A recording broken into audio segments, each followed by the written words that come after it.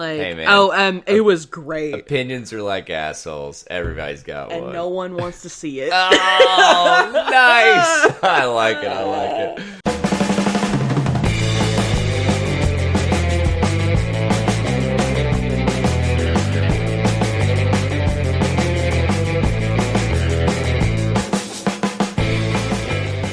Hello, everybody, and welcome back to the Tether Radio Podcast, the only podcast keeping you from spiraling out into the infinite abyss. I'm your host, Daniel, and I am joined, as always, by Miss Allie. What up? What is up, dude? Hey, this week, I have a new name. Oh, shit. Brace yourselves. I am your funcle. Your fun uncle. Dude, you know what? You sent that to me. I'm so excited I feel about like that. I need to order one of those. Yeah. And give it to my brother next time he's You really should. Way to spoil it if he listens. Dude, if Joseph is still listening to the Tether Radio Podcast, I will be very surprised. He barely has enough time to shit or wind his watch, as they say. In I've the never old heard days. that, and I love it. Yeah. Dude, I just searched fun dad hats on Amazon. And I had such a good time. Oh my god. Okay, so a dad hat is like your baseball cap, but like it's not really structured. Like it's kind of floppy. Okay. That's a dad hat. Okay. And it's so usually like a canvas. it's the almost, canvas. like... It's very like you could wad it up in your hand. Yeah. And it's, I mean, the bill is going to be still structured. Wait, and the back is not a snap back. It's the like... The little slidey. The slidey dude. Yeah. It was $10 shipped. I'm like, I have to... Because I am the fun uncle. I am Finn's fun uncle. Oh, totally, yeah, dude. So... Totally. So... When I think of a dad hat, I completely think of the movie The Sandlot and the first hat that he has. With that it's long-ass bill. Oh my god! I fucking love that. And he's like, oh yeah, and by the way, don't ever wear that again. Yeah. or do you have a fireplace? Burn it.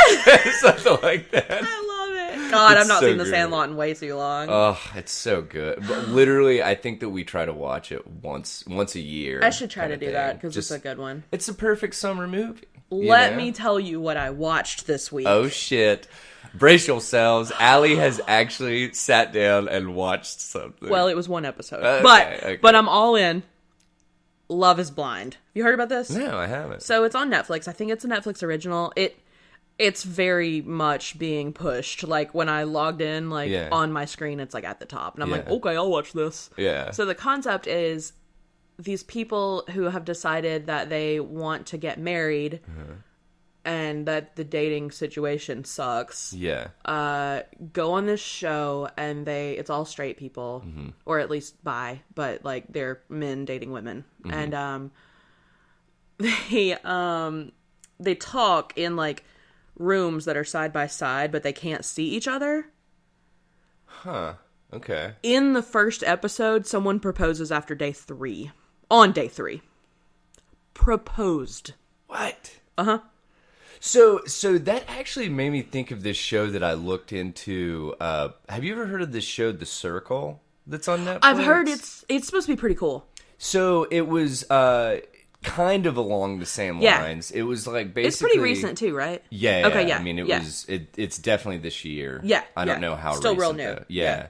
But basically the premise was they put all these people in lockdown in apartments, I believe, and then the only social interaction they're allowed to have is through like almost like social media interactions with each other kind of thing, but not literally social media like Facebook, Twitter stuff. They like I their think they have proprietary their own, apps or whatever. Exactly, Okay. like their own intranet. Oh, I kind of like that. Well, I kind of want to check it out. I'm gonna check it out, too. It's sitting at like a 7.7 on Dude, IMDb. I twisted Jesse's arm to watch Love is Blind. Yeah. We were hollering at the TV. Really? Like, we're like, what the fuck are you doing? The guy that proposed got down on one knee. You can't see each other. We're like, what's the point? She can't even see you!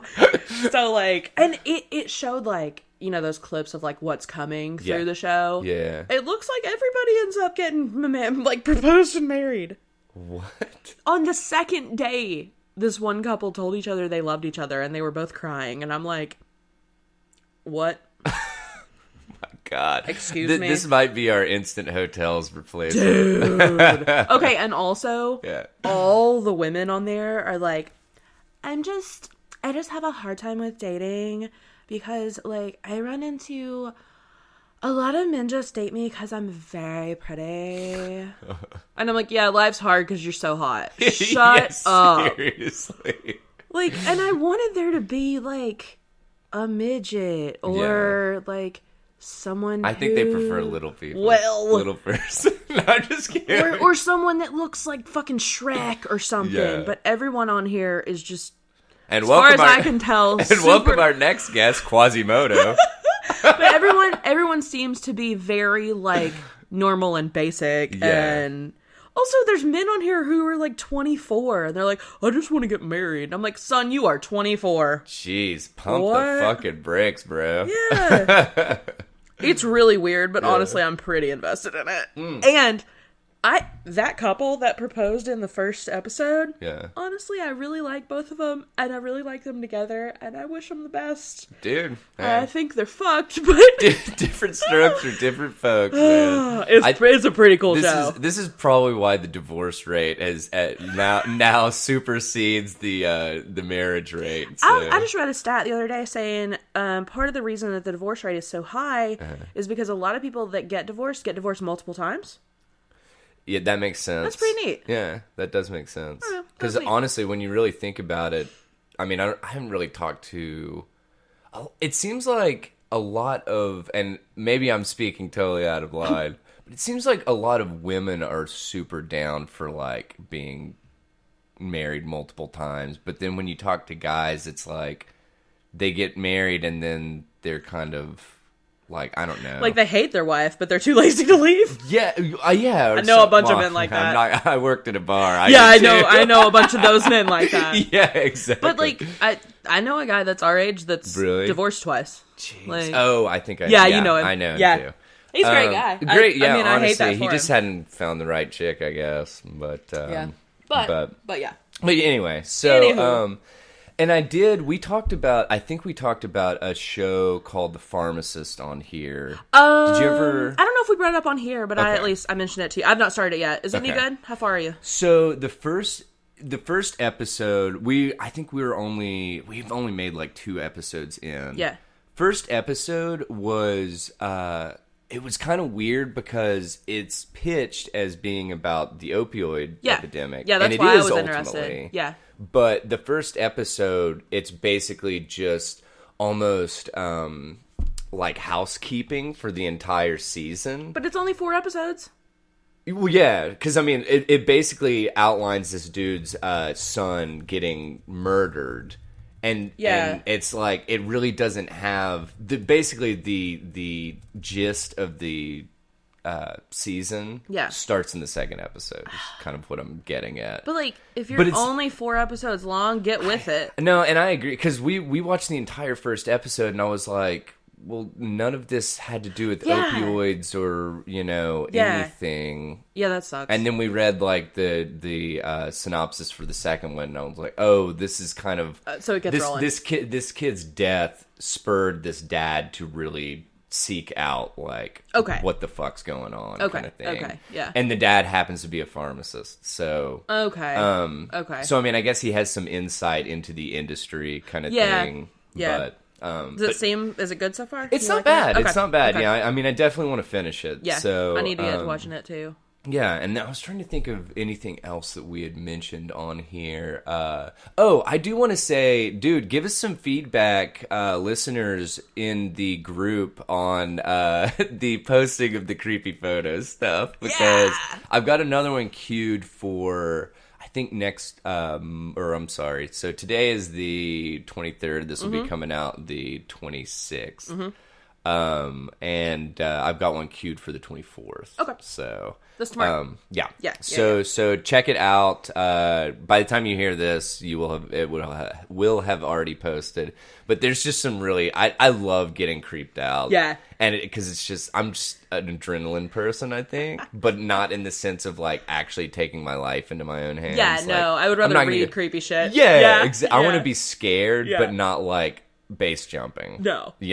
Fuck that noise. But Which that just made me think of. Did you ever see like Planet Earth? I've seen parts of it. Yeah. Okay. Yeah. So there's this one episode that it's about caves, and they I hate caves. literally base jump into this black hole on the ground to go. No. And which I mean, obviously they have crew down there that knows how deep it is and all that jazz. But it's like, nope. That is just a big nope for me, man. Fuck that. That's like underwater caving. Fuck that. That they have to like hold onto the fucking rope. Yeah. And if you like lose the rope, then you're just that guy that went missing. Yes. That's a cool story. Yeah. That's creepy. Yeah. But it's just, I think he faked his death. You think so? I think he's out there.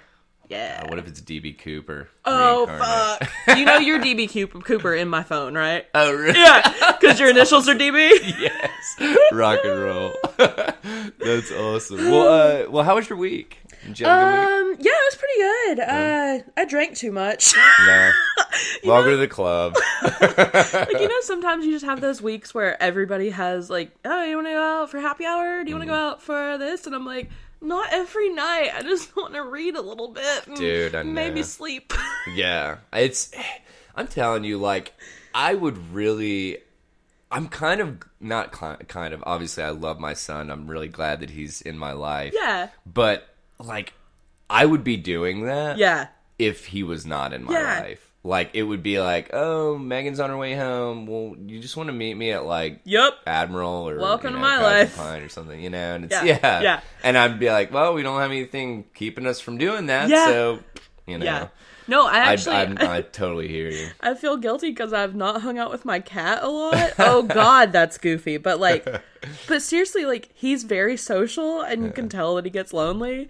So, like, I feel bad about him. Like, sorry, I went out with people from work. Yeah. I love you, buddy. That's awesome. Oh, man. I was trying to think of, what we did this week. I went to go get fitted for a suit, which was quite the experience. You finally replaced your phone! Yes. Oh, my God. Welcome to the club! Yeah.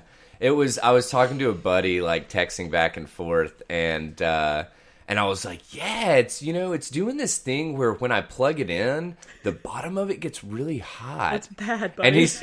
And my buddy's like, has the battery swollen on it? Because I think that's like indicative that it's going to explode. Yeah. And I was like, I don't think it's like swollen yet, but if you like hold your finger on the home button too long, it hurts because it's so hot. Jeez. And so it was time. Has been it was time. That's been replaced with a new one, and I'm not gonna lie, it is so amazing to not have to charge my phone 3 times a day. Oh my God, it's so nice. That was my problem. Mine wasn't getting hot, but like it wouldn't hold a charge. Like even if I didn't use it, I would need to charge it in like 4 hours. I'm like, what are you doing, phone? Yeah. So real quick, why don't you talk about the little happening with your mom's stuff? Yeah. Just because this was kind of eye-opening for me, at least. But... So, I got a phone call Friday, and I am a creep, so I just Googled the number while it was ringing, and it didn't really come up as anything, so I didn't answer it. And, I saw later that they had left a voicemail, so I listened to it, and it's this little old lady, and they're like, hey, I'm a neighbor of Miss, my mom's last name, that's very unique, and, I just wanted to kind of check in. It doesn't look like she's been home for a while, and I just want to make sure everything's okay. Yeah. And I, being me, am like, this is a fucking scam. They're casing mom's house. Yeah. I mean, dude, that totally sounds like it. Yeah. This shit happens. Yeah. And like, also, I'm not a total idiot, so I'm not just gonna like immediately be like, oh yeah, my mom's out of the state. So so I check with mom. Mom doesn't know this number. Mm-hmm. My aunt, who's been checking on mom's house, doesn't know the number. And it's just weird. Yeah. So I'm like, fuck it, I'm calling this lady back. But very vague. Yeah. Well, so I call back, I get her voicemail, and I'm like, hey, you left me a message. I just wanted to check in with you and see what's going on. So she calls me back. Her name's Helen. And so also mom said, I was like, Mom, did you leave like my number with anybody like as an emergency contact or anything? Mm-hmm. Mom's like, no, I've not even met any of my neighbors. Like she's not lived there quite 6 months. Yeah. So I was like, well, that's weird. Yeah. Because old ladies don't think to like Google people. Yeah. Turns out Helen thought to Google people. Yeah, turns out Helen ain't no old. Helen's a spry spring Helen chicken, knows what's dude. doing. Yeah. Honestly, I'm like, good for Helen, really. No, rock and roll, man. So like, it was really interesting because while I was talking back and forth with my mom and my aunt, but before I had called Helen, I was like, well, I wonder how she got my number. And I'm like, I Googled myself. Yeah. And oh, buddy, all your shit is out there. Just all of it. Like, so my name is unique and all the results are about me. Yeah. Other than there's a couple people that have there's like one lady with my maiden name that's like a psychologist that's written a couple books or something. So like that comes up. But like. That's not your pen name. That's not, yeah. I write weirder shit than that. But, yeah, like, it was creepy because I was like, oh, there's my cell phone number on the second page of the Google results. And, there's all the permanent addresses I've ever had. Yeah. There's my birth date with the year. When you just search my name, all of my family and all of Jesse's family all come up in the results. Whoa, like, dude. just clickable, like, you can search me and, like, click on my sister-in-law and find all her information. God. So anyway, that's how Helen got my number. Yeah. But, like, it's so creepy. It's so weird that this shit is so easily available. Yeah. Like. So I still was very guarded when I did talk to her. I was like, oh yeah, mom has another home. She's been there, but she's got people checking in. Yeah. I didn't say, like, where mom is. Yeah. But, ugh. God, that's just... I hate it. I hate it. Yeah, right? Yeah. Plus, anybody can, like... You know what your mom needs? A Ring doorbell system. She does! But anybody could, like, pretend to be an old person on the phone or even get their crazy neighbor Helen to make this call for them or whatever. I mean, this could be some dude in a ski mask behind all this for all I know. Well, dude, I mean, just last week I got a call from a Nigerian prince that needed a cash advance. They have a hard time. Did you help him out? And I was like, you're a prince. And he was like, no, but I just need $500 because the $500 unlocks the millions. Yeah, that's how it works. That's pretty... I've done that a couple times. I'm sitting on a few million. Yeah. that you've buried in coffee cans in your backyard because we don't trust bank systems. Right. I trust the groundhog that lives next door more than I trust the banks. Please don't dig up my mason jars. Oh, that's fucking awesome, dude. But yeah, I just thought that was a kind of an interesting story, and I mean... Yeah, then we started Googling you and Megan, and, I hate it. It's all out there. It's fucking all out there for anybody and everybody, yeah. So anyway, just sort of a PSA, maybe Google yourself, and... Yeah. Not that you can really do anything about it, so it's just gonna make you squeamish. Yeah. There was also a fun little activity that I will plug. I don't know if you've ever done this, but to use your birth date and then Florida Man. Oh yeah, I've played that. See which Florida Man story came up on your birthday. Yeah. It's kind of fun. So I have just a little it's like a personal plug. I don't know. I have decided to treat Leap Day like it's a bonus day that I can do whatever I want with. Very nice. I stole this idea from somewhere. I don't know where though. And I'm just gonna try to leave my phone on Do Not Disturb most of the day and read all day. Man, I'm so pumped. And it's a Saturday, so like I can lose a Saturday. Oh, I'm gonna be in. Yeah, I'm gonna be you'll out be of at town. your Be out of town. So. But I think it'll be cool. So like, if anybody wants to have a little readathon with me, yeah, do it.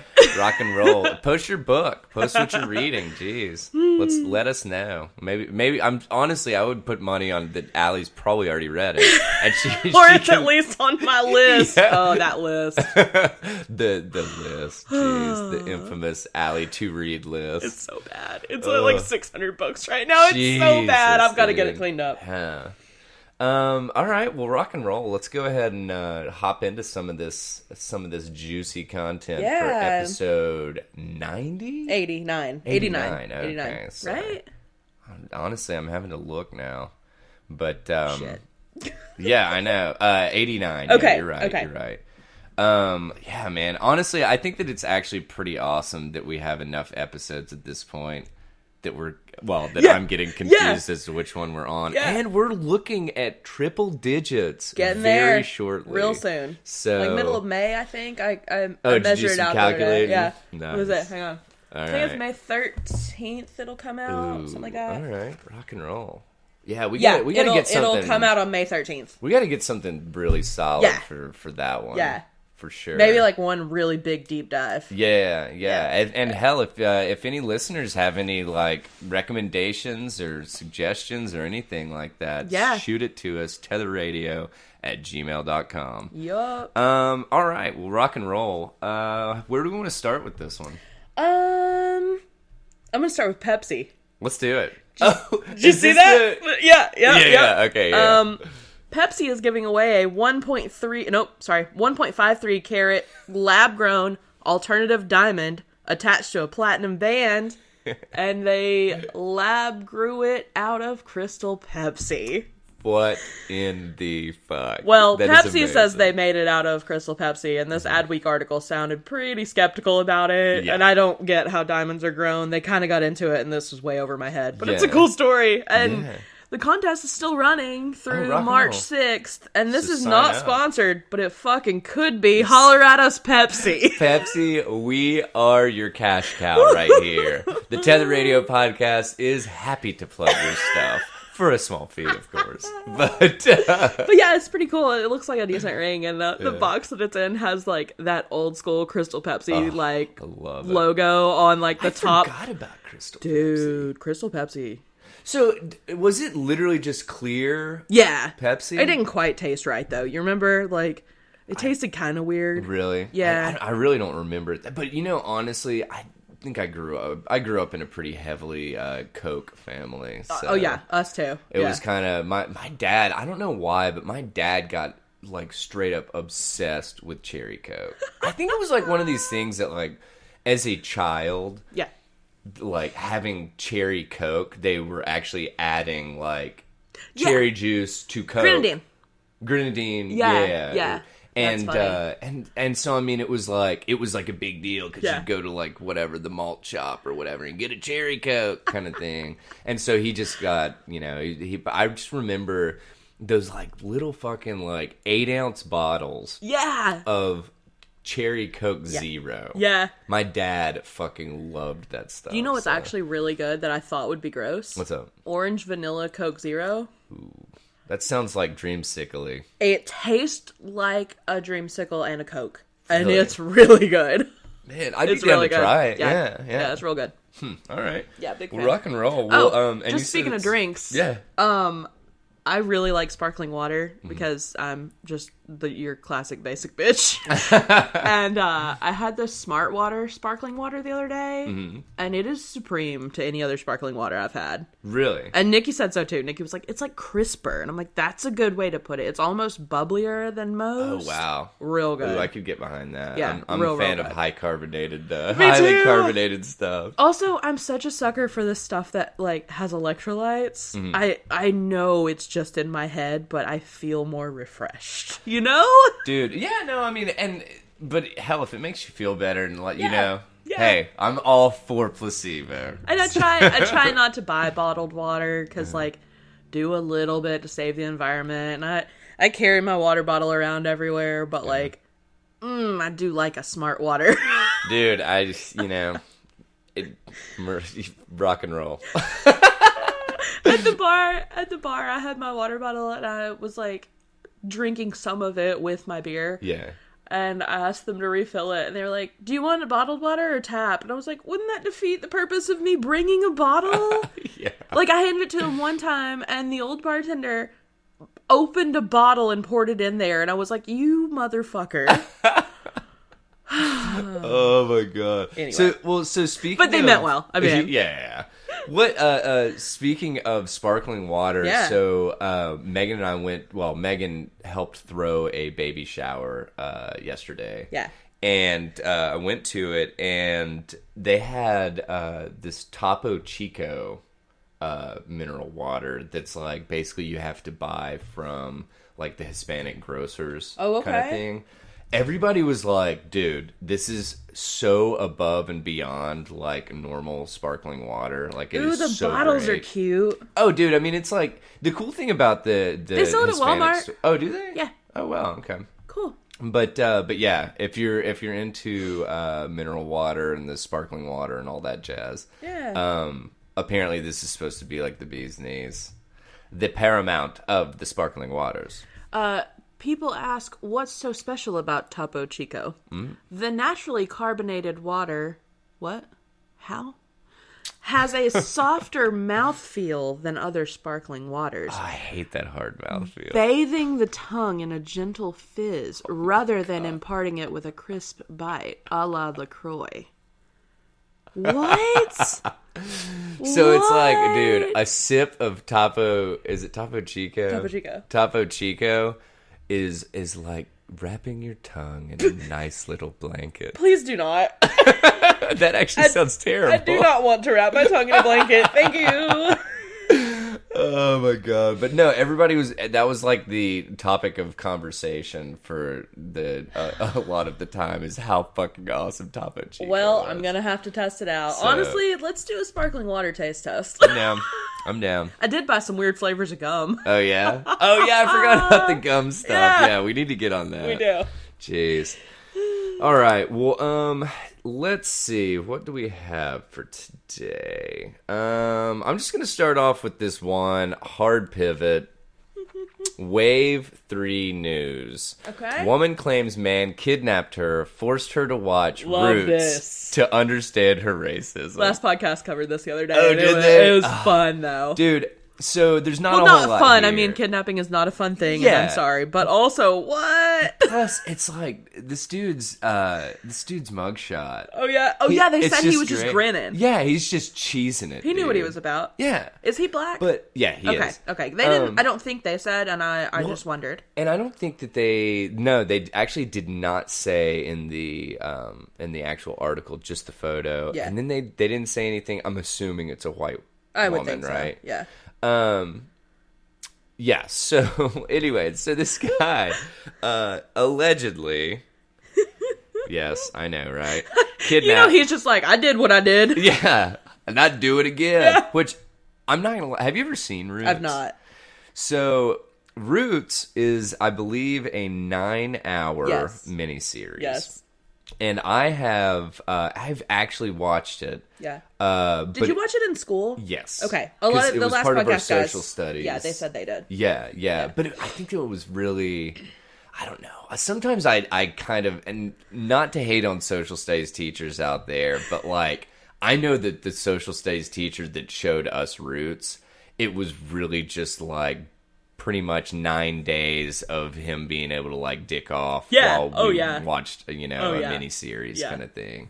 But anyway, so Robert Lee Noy, 52, was arrested Monday because he allegedly kidnapped a woman and forced her to watch the 9-hour historical miniseries about slavery in the U.S. through the post-Civil War era. Quote, so she could better understand her racism. So the funny thing is, though, is it doesn't say anything about, like, how they had any, like, previous interactions. Yeah. So it's like this dude just found this woman is like, well, you're going to see Roots and you're going to understand your racism. Listen here, Stacy. I've been reading your tweets. Yes, seriously. Karen, I'm going to fucking... this is happening. You are coming with me. Did it say how she was restrained or anything? No, but it did... Well, the way that he restrained her was with a threat. Okay. And they do have the threat in here. They said that the criminal or the suspect, I'm sorry, told the victim he would, quote, kill her and spread her body parts across Interstate 380 on the way to Chicago, end quote, if she did not sit and watch the show. I'm good. I'm going to sit here and watch this. I know. I'm like, okay, look, if this dude That was sounds fired pretty thought up out, enough- really. So. Yeah, right. It's like on the way to Chicago. Fuck. It's like, dude. So I guess he already had a trip planned to Chicago, and he's like, I have no qualms, like fucking hacking you up and just dropping you off in pieces on the way. So, God. but so now he's being held and charged with first-degree harassment and false imprisonment. Yeah. So, yeah. but yeah, I would definitely recommend listeners just take a quick look at his mugshot because he is fucking like stoked about what occurred. I like when people break a law and they're like, yeah, I'd do it again. Yeah, You know, like yeah. they're like, I had a reason and I stand behind it. Yeah, it's like that. fucking own it, man. Yeah. Rock and roll. Yeah. But like I said, this one's a super short one, so that's literally all I got on here. But we got anything? You got anything? I got all kinds of shit. Burning a hole in your pocket over Okay, there? we gotta bring up Zuckerberg being the pits. Okay. Dude, if there's one thing that the Tether Radio podcast can embrace, it is the utmost of hatred for Facebook. Thank you. And theirs. So, this story came out this week that Zuckerberg makes people blow dry his armpits before... Oh my God. Before speeches? And this guy is not human. This motherfucker... Can't you just see him being like... sweating appears to be a human thing, but I hate it. Please blow dry my armpits. My sweat glands in my armpits have been pre-programmed to release too much moisture. Please dry me. Must attempt to drink water. Yes. Sip. This guy, Stephen Levy, I'm not sure who he is, but he wrote a book about the inside story about Facebook. And dude, said, at first I thought you were going to say the inside story of Mark Zuckerberg's armpits. And, he said Zuckerberg is consumed by his public image. It must be hard being just an absolute fucking gazillionaire, you know? And it's always been really funny to me, because obviously I've never been in this position, but to grow a company from what Facebook started into what it is now. Yeah. It seems like you would just be fucking chomping at the bit to fucking throw the reins to someone else and just fucking sit on your paychecks. Like Tom from MySpace. Dude, Tom fucking played it right. Tom knew what was doing. Yeah. I didn't realize Tom was a real person. I thought it was a made up, like... Oh, I didn't either. No, Tom for real, like... Dude, if you look him up, he was like the co-founder, and he like... I think when he got out, he made like $49 million or something. I mean, dude. And he just lives a life like... You didn't like... know Tom was a real person. Yeah. That means Tom's doing rich life right. No shit, man. I mean, it's like incredible. Yeah. All right, man. I'm making a note because it might be fun It was to pretty do a little interesting. deep dive. Yeah, like, that's pretty cool. On Tom. Yeah. But, and also Jack Dorsey of Twitter creation fame said in this article, after a Twitter comms employee shared the report, CEO Jack Dorsey chimed in that he had never asked his employees to blow dry his pits, but he would be, quote, happy to provide that service for anyone on our comms team if needed. That is fucking amazing. I love Jack Dorsey. Yeah. Like, he seems hilarious. Dude, he's just out here looking like a mountain man, living his best life. God, yeah, man. You know, and he's kind of taken some interesting stances. He's done some cool lately. stuff. They've had some trouble with not getting rid of the Nazis on Twitter. Like, Twitter is definitely fallible, but like, it's better than Facebook. Yeah. And I would always pick Jack Dorsey over Mark goddamn Zuckerberg. It's not even a fucking, not even a question. My God. Jack Dorsey's like your kind of like dirty uncle or sort of dirty cousin, your like, hermit cousin. I'm not sure what you do. I know you at least deal mushrooms or something. Yes, seriously. Like, well, dude, I think he even like wears those like fucking like tweed like hoodies, that every pothead friend that you had in undergrad had one of those. They just always smell like patchouli and you can't get the smell out. Yeah. That's fucking awesome. Kind of riffing on that, but a lot darker. This lady, Carolyn Flack, I'm not sure if it's pronounced Carolyn or Caroline, but she committed suicide a few days ago. And basically, it sounds like it was because she got shit on all the time on social media. Oh, this was the This celebrity. was that one, yeah. And she Did sounded. you ever figure out what she was from? Yeah, she was from X Factor and Love Island. She hosted on both of those. Oh, okay. I know X Factor. Love Island's got a pretty big following. I think it's very vaguely like Bachelor or whatever kind of thing. Okay. But I don't specifically know much about her. But the concept of famous people get just awful stuff sent their way on social media, I think is worth talking about. So yeah. Which we're gonna hate on Mark Zuckerberg because he's not a real person. Dude. And he's a gazillionaire. He can pay someone else to have their feelings hurt. Like, I don't know. Yeah. No, cry for me. Yeah. I want to cry, but I'm paying you to cry for me. So like at a certain like Bloomberg is the 9th richest person in the world. Yeah. Oh my god. So I'm going to shit on Bloomberg. Oh yeah. But like, not just directly at him on his social and hope he sees my shithead comments. Yeah. Well, I mean, it's a different thing. Yeah, exactly. And this is the thing that, and we kind of got into it, not got into it like arguing, but just like discussing this, the age of anonymity kind of thing, or internet anonymity. Yes.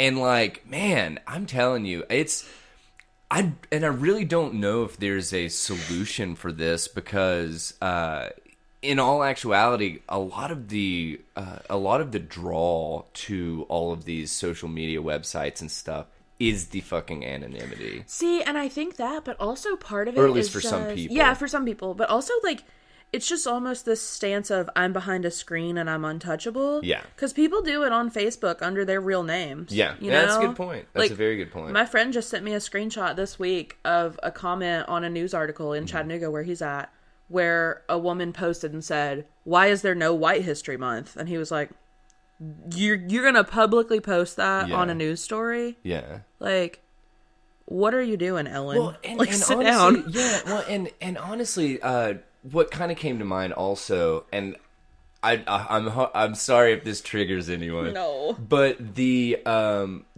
diagnosis of Rush Limbaugh. With it, and it's like, okay, dude, and I know. Yeah. Maybe he has done stuff that you don't agree with. He is still a person. And it's like people doing shit that it's like, oh, thank God that, he's not going to be on this planet much longer. He is a very terrible person in a lot of ways and has said a lot of really bad things. But still, dude, he's a human. Yeah. And it's just, it's one of those things that it's like, I feel like that's just bringing you down to their level. Yeah, to celebrate another human's demise. Yeah, if you disagree and stuff with this stuff, dude, fucking A. Yeah. You're entitled to your opinion and rock and roll. Yeah. Because I love people thinking for themselves. Yeah. But he's still a human. Yeah, kind of be thing. decent. Yeah, but I mean, that's the world that we live in. Yeah. That it's like, for instance, this Caroline Flack, Yeah. I don't really know how you could drum up that high of emotions against a host. She was also she was on trial for possibly assaulting her boyfriend, I think. So weird. It was stuff on that, and you know how outspoken people get on like, look at Johnny Depp and so that's a mess. But like, but yeah, you're not the jury. Yeah, And I guess it's just, I don't know. I subscribe to the whole concept of just be a better person, be a bigger person, decent, and I think there's this herd mentality where when you see everyone shitting on someone, you jump in and you're like, you are a piece of garbage, like, because now how dare you exist? It's been normalized almost, like, or at least in that like microcosm kind of thing. Like, I would hate to be famous, like, no, I know, with this level of unless I was Tom from MySpace famous, where no one even realized I was a real person. Yeah, no, but like I'll tell you, like, I'm really jealous of like the actors and actresses. Do we just call everybody actors now? I do. Okay. Yeah. I wasn't sure because I feel and then like people will correct me and they'll be like, she's an actress, and I'm like, she can also be an actor. Just shut up. Yeah.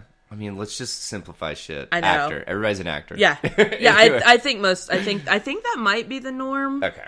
It's at least accepted. Yeah. Yeah. All right. Yeah. So I've always been like jealous of the actors that literally land these gigs that you know their face. Yeah. You're very familiar with their Yeah. face, but you might have trouble coming up with their name. Yeah. Kind of thing. Yeah. Like, the person that really comes to mind for me is, she played the mom, and I still don't know her name. She played the mom on Elf. And you've seen her face a zillion times. And she's got that unique voice. Yeah. Yeah, I like her a lot. And she's a great actor, whatever. Gun to my head, I couldn't come up with her name. But exactly. Yeah. But you know she's doing well. Yeah. Like, she ain't hurting for money, you know? But I'm sure that she doesn't deal with, like, the shit that, like, whatever, the... Jennifer Lawrence's, the Justin Bieber's, the, you know, whatever deal with kind of thing. Well, which Justin Bieber deserves everything. Yeah, man. Well, within this story, they link to another story about Billie Eilish saying that she's just stopped looking at comments because it was ruining her life. I don't think that's hyperbole. Yeah. Like, I really think that's... Yeah. People are so, especially of women, people are so critical of their looks and their just... appearance and mannerisms and oh god, your body and your weight. Yeah. Like, well, it's just like there's been stories. There was like a meteorologist lady fairly recently who people were like taking screenshots and being like, is this a little pudge? Like, she needs to start running or something. And she was like, I'm an award-winning fucking meteorologist. Yeah. You can shut up about me having a belly. Yeah.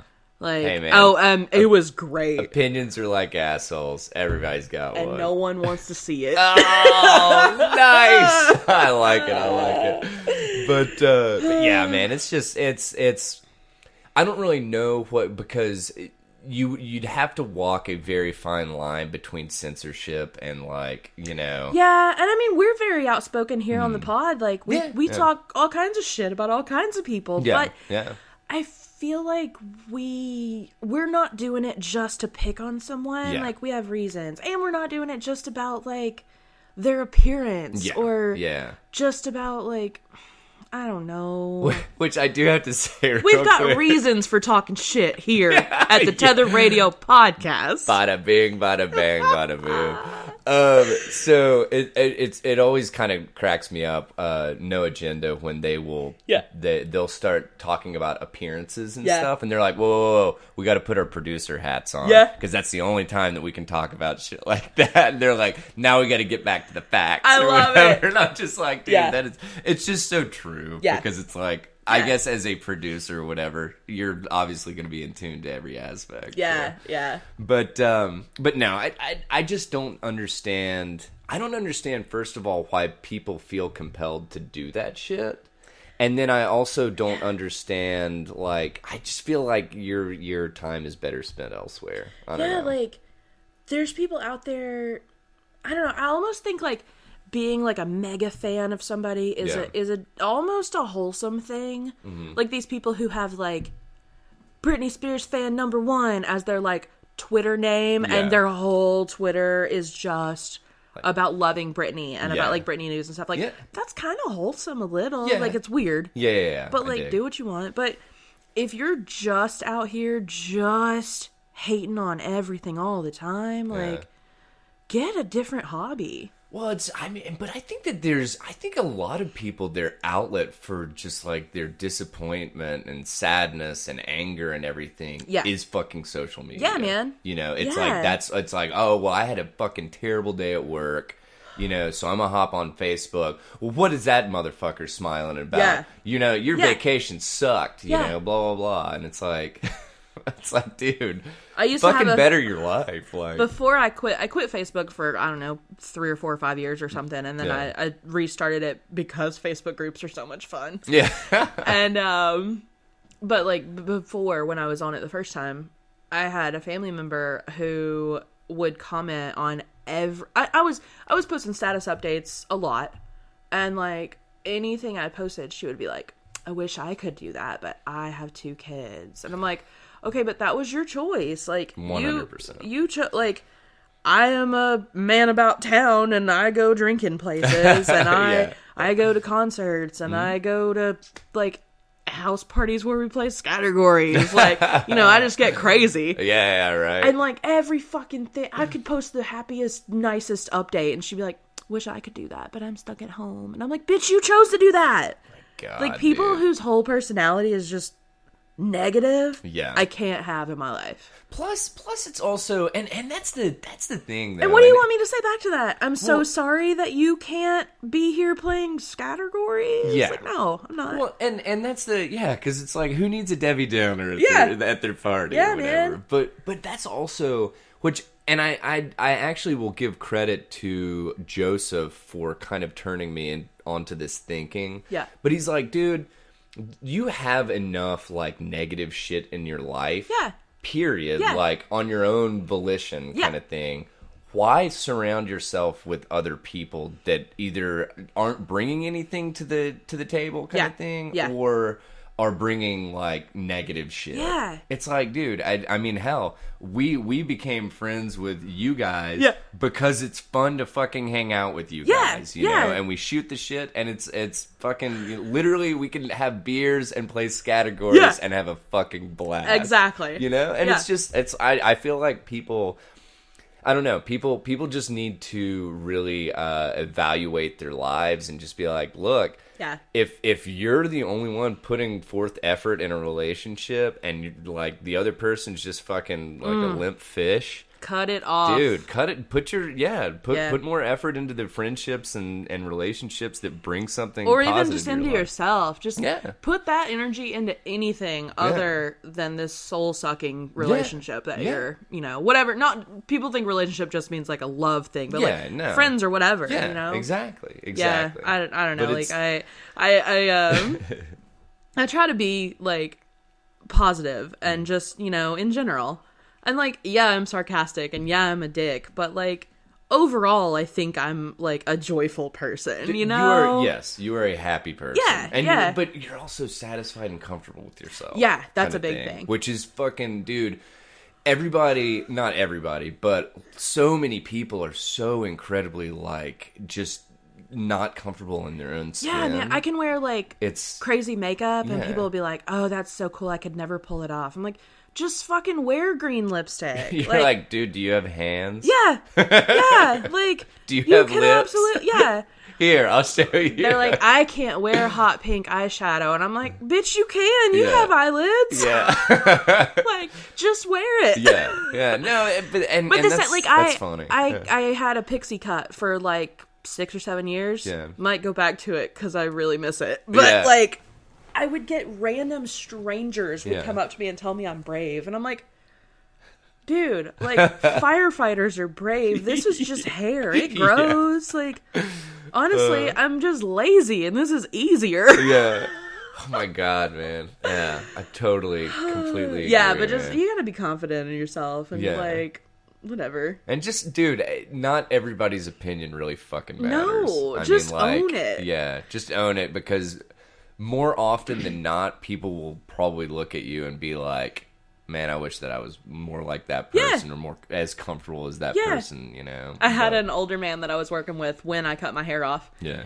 And he, like, came up and he, like, rubbed my shoulders, which, first off, get out of my bubble. Yeah.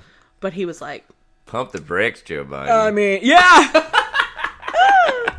So he rubbed my shoulders and, like... said in this really, like, sad voice, he was just like, I can't believe you cut your hair off. And you don't know who this guy is? No, I worked with him. But, like, not like, dude, not I wasn't close with him or Yeah. anything.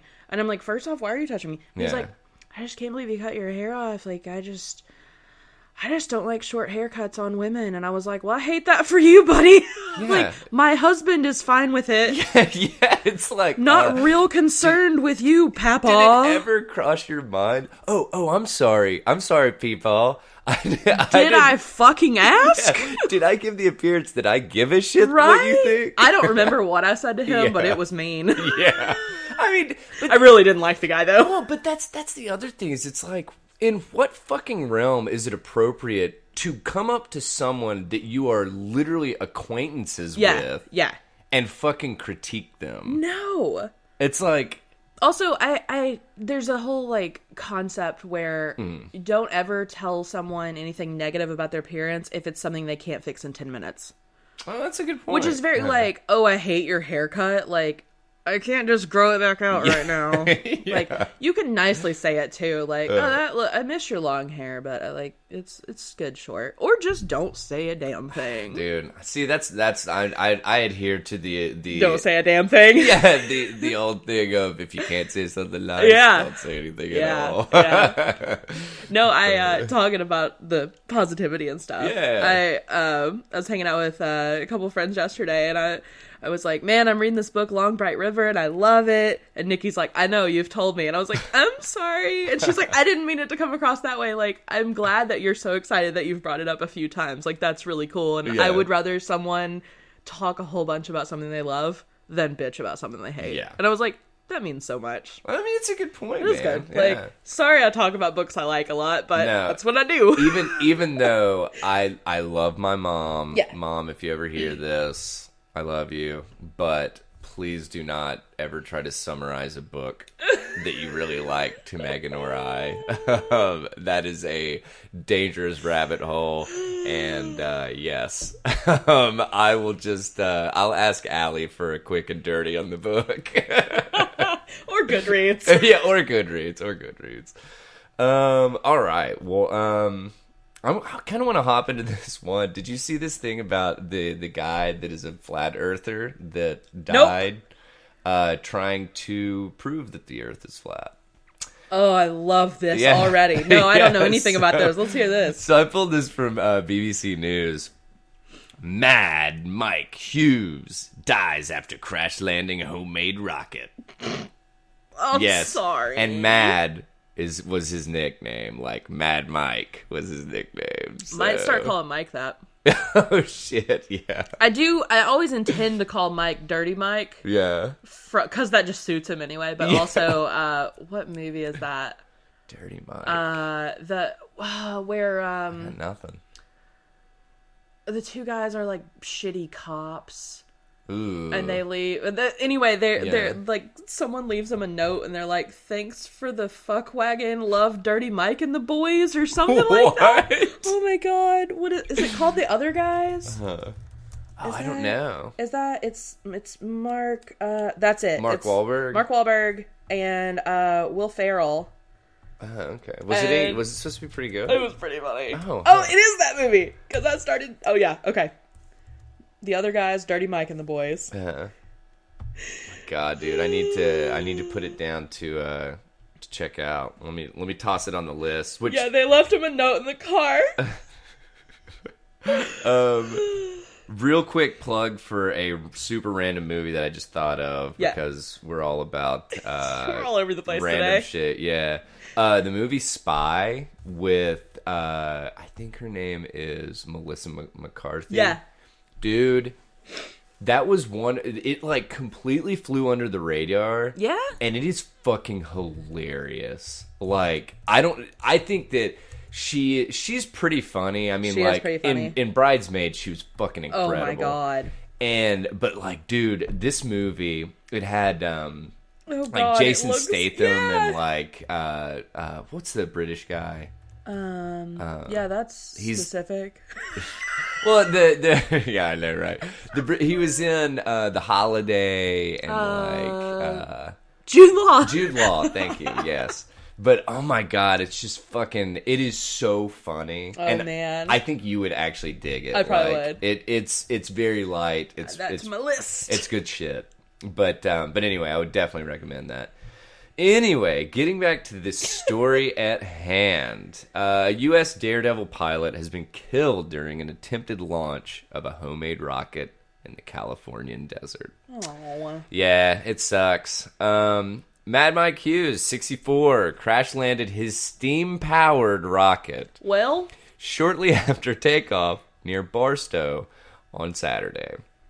So this dude, there's actually a video of this on social media. I did not check out the video just because I have a decent concept of a crash landing of a rocket, a steam-powered rocket, so I was like, fuck it, whatever. So the reason that he was wanting to launch himself into space using a, might I repeat, steam-powered rocket... I cannot. He was trying to prove that the Earth was flat because he was a well-known flat earther. Okay. So his last successful launch, he reached, I want to say it was like 1,500 feet, roughly. No, I'm sorry, 1,870 feet. And so then he was shooting for 5,000, which apparently what occurred was the rocket took off, the parachute came out too like quick or something and was like damaged, so there wasn't a whole lot of slowing down once the rocket started heading back to the Earth. Really went out with a bang. Yeah, which, you know what? That's and it's a rough really, way to go. It's kind of funny, though, that you would make that, oh, no. Make that little statement, because I want to, there was a quote in here. Yeah, here we go. When God made, and this was a Darren Schuster, who was a former representative for Hughes. He basically told TMZ that he was like one of a kind dude, all this stuff. And he was quoted as saying, "When God made Mike, he broke the mold. The man was the real deal and lived to push the edge. He wouldn't have gone out any other way. Rest in peace, Mike." Aww. So, you know, this dude seems I do like a fun hearing dude. when people die doing what they loved. Apparently... This was kind of a random thing, but they sealed the deal on this article, mentioning his Guinness World Record that he held. And in 2002, he jumped a limousine 103 feet in a Lincoln Town Car Stretch limo. And that stands to this fucking day. So, Mad Mike Hughes... Your record will live on, brother. Rest in peace, man. So he loved launching rockets toward space. I'm not going to say into space, but he tried. Yeah, and he got closer to space than I have. That's a good point. Well, I've been on a plane, but than I've been able to do myself. Yes. It is a self-propelled rocket, but yeah, dude. And I'm not going to lie, they have a picture of him in the article, and he kind of looks like Rod Stewart. I'm not gonna lie. That suits him. Suits him. So Maggie May, if you're listening, anyway, that's all I got. but yeah, so where do we want to head from here? Let's talk coronavirus. Ah, yes, of course. So this is your Tether Radio podcast update. Yeah, live from the bunker. Yeah. I might write a thriller novel about this at some point, but I know what I won't do is go on a fucking cruise. God. This has kind of sealed the deal, dude. Man. I mean, also, just in general, fuck a cruise ship. Like, I never thought about how many people are on board. This Diamond Princess had over 3,700 people on board. That is a hellscape for me. 3,700? Mm-hmm. I didn't think that they got much over, 15, maybe, 100? I never thought about it, but that's so many people. Yeah. God, that is a fuck ton. And to be fucking locked into... Stuck. Yeah. Mm-mm. Don't like that. And I'm not claustrophobic, but I feel like I could be. I'm at least going to be pissed off about being in a little room. That was actually why I don't think that I could ever live in Hawaii. Is because you're stuck on an island. The main island is 26 miles. Oh no, that's so it's like, dude, you can't drive in one direction for more than a half hour. Oh, that breaks my heart. I love driving. Isn't that crazy? Yeah. Though? Wow, I never thought about that. But I mean, not that, honestly, people just didn't have fucking cars there, but I think when Joseph was living there, one person had a car, and they would just pack 8 people into a Ford Festiva, and 4 surfboards on top of it. And it's I can only imagine what it looked like. That's awesome. A lot of scooters over there. Yeah, man. That suits it. I can see a scooter. Yeah. But and also I just don't like boats. I'm not a boat person. I'm okay with a kayak, in calm water. Yeah. But I don't like boats. Ski boat stuff. Nah, not any boats. Yeah. Don't like See, boats. I'm a fan of like party barge, Sure, kind of like yeah. not party barge. Well, I guess kind of party barge, but like the pontoons. Like a that it's pontoon or like, something. Literally, you're gonna go out there. You can get in the water. Yeah. I don't care about really skiing at this point. Nah. I severely fucked up my arm being a dumbass. Like when I went to a family reunion kind of thing, and my Yeah. wife and I are really competitive. Yeah. And I got my younger cousin to pull us No. behind. I was trying to remember what he was pulling us behind, but anyway, I was like, "Oh yeah, dude, hurt us." Ugh. And he did. I literally could not raise my left arm for like probably the better part of a week. Ugh. Like, I'm pretty sure that I did irreparable damage to Yeah. my like shoulder. God. But I'm probably won't find that out for another like 20 years, and then my arm will go limp, only to never be used again. So anyway, so, no, my I God, don't like tangent. boats. I don't like crowds. I Yeah. don't like buffets very much. Yeah. I really don't like a schedule when I'm on vacation. And Yeah. people are like, no, it's very laid back. I'm like, no, that is the most rigid of schedules. The boat will leave without you if you don't get back on it. Yeah. Like, that is a very serious schedule. Yeah. Like, I would rather just be on the beach with my toes in the sand and, like, not be concerned about missing the boat. Well, plus, not only that, but like, really the only press that comes out of like Is bad. Yeah, it's like, oh, dysentery broke out, Yeah. or something, or like whatever. Or maybe coronavirus. Well, that's where I was going with all this. Because the biggest yeah. thing is when something goes wrong on a cruise ship, it goes way wrong. Yeah. So, over 600 people with coronavirus on this one cruise ship. And, Fucking A, man. yeah, so I'm getting off my soapbox about hating cruises and just into the story. Yeah. Kentaro Iwata, an infectious diseases expert at Kobe University, was brought onto the Diamond Princess the day before the Japanese government began allowing passengers to disembark after the ship had been quarantined for 2 weeks. He posted a video on YouTube calling their infection control completely inadequate.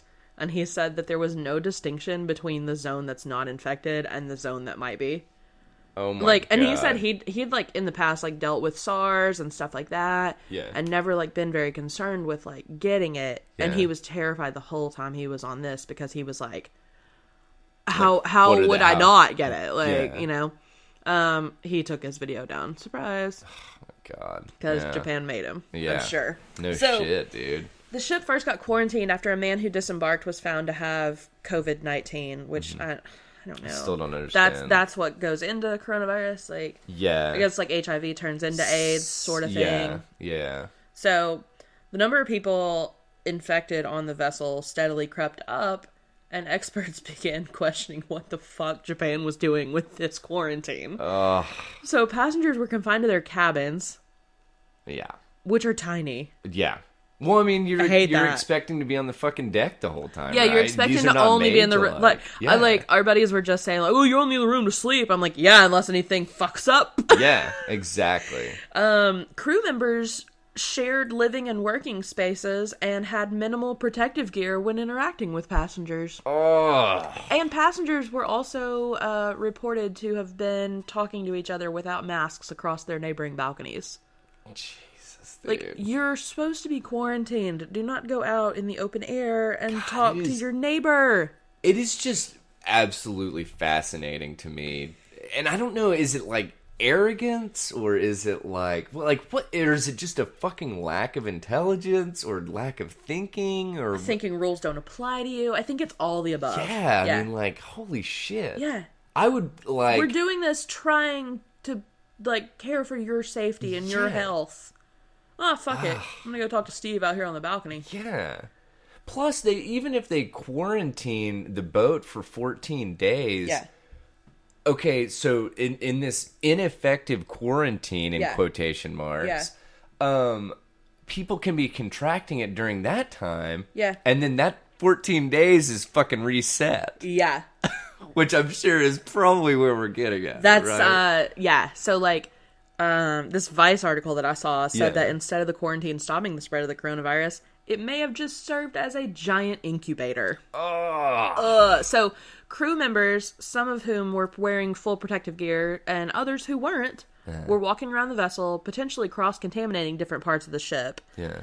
This is all from that the guy that posted the video, the disease expert.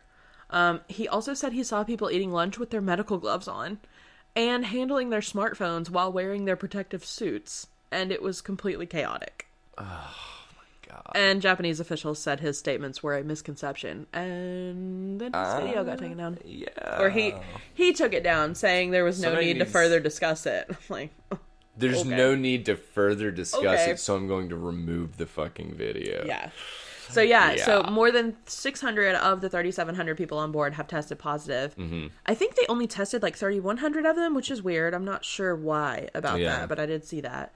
Experts think a few hundred more may be unknowingly carrying the virus. And even though Japan finally allowed them to leave the ship, the CDC here in the U.S. said, fuck that noise. Yeah. And those passengers can't enter the U.S. for another 14 days because they may still pose a risk. Because they could have got infected leaving the ship. Yeah.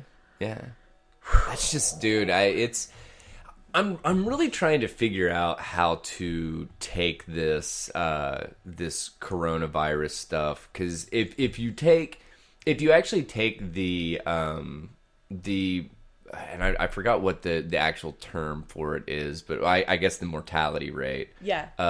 And it's like supremely low, like 2% or something. Yeah. But and having said that, really, if you look at the flu, literally just the influenza virus, the seasonal flu stuff. Yeah, that kills a lot more. Yeah, it's way more. But then at the same time, we're also dealing with China. Yeah. And who's probably underreporting. Exactly. Everybody's saying, they're saying 35,000.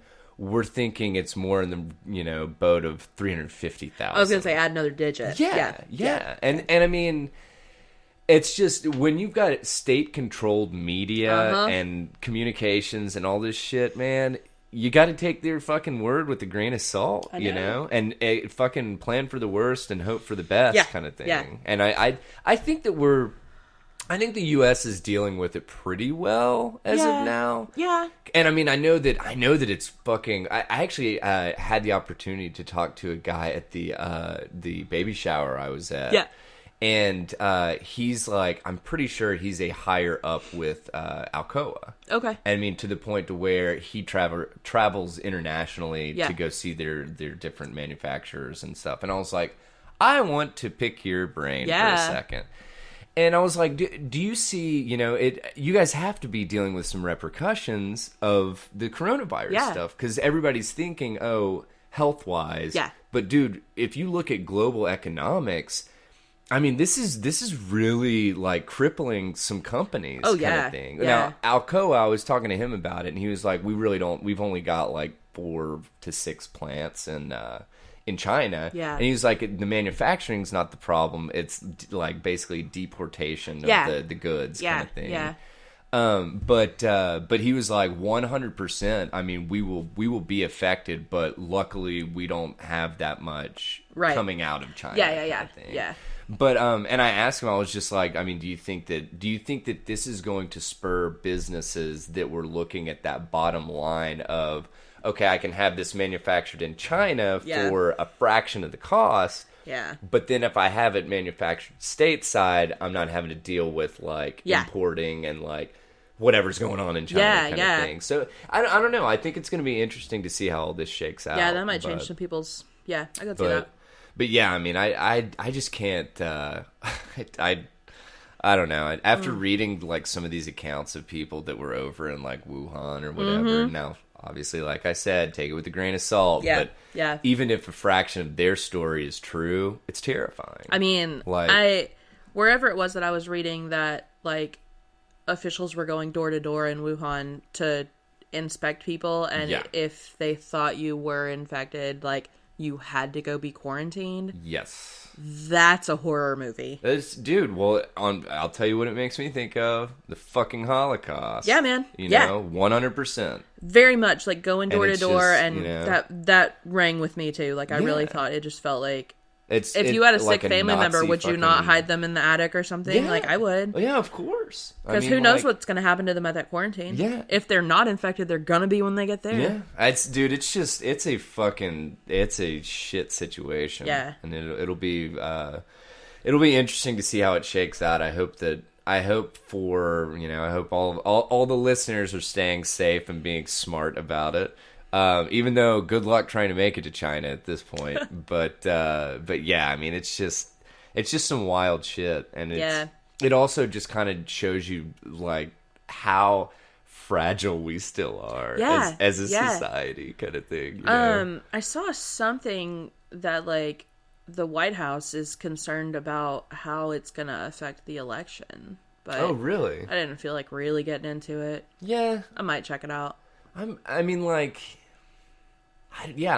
know. More like if it actually comes here, like how that might affect it. Are you kind of, or do you think that they're saying more along the lines of like people not wanting to go out and vote because they're going to be around other people? Maybe. Or... Let me see if I have. Okay, I do have it saved. Okay, and it's a short thing. This is off of Slate. Okay. White House fears effect of coronavirus on election as world braces for pandemic. Yeah. White House is concerned about the possibility that there could be a large coronavirus outbreak in the U.S. that could sicken thousands, and how that could affect the election. I'm really hoping that the quarantine process is. I would think that the CDC would have some kind of almost like protocol for like outbreaks and stuff, just in general in quarantines, which you'd have to tweak it for what you were quarantining, I would assume. Yeah. But it seems like they would at least have some kind of planning in place. I know. This is basically saying it's on the verge of being a pandemic. Yeah. Man. I know.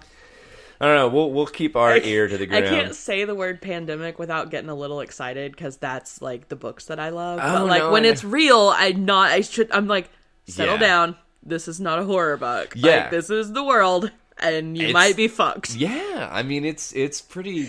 I don't know. I hope people are paying attention.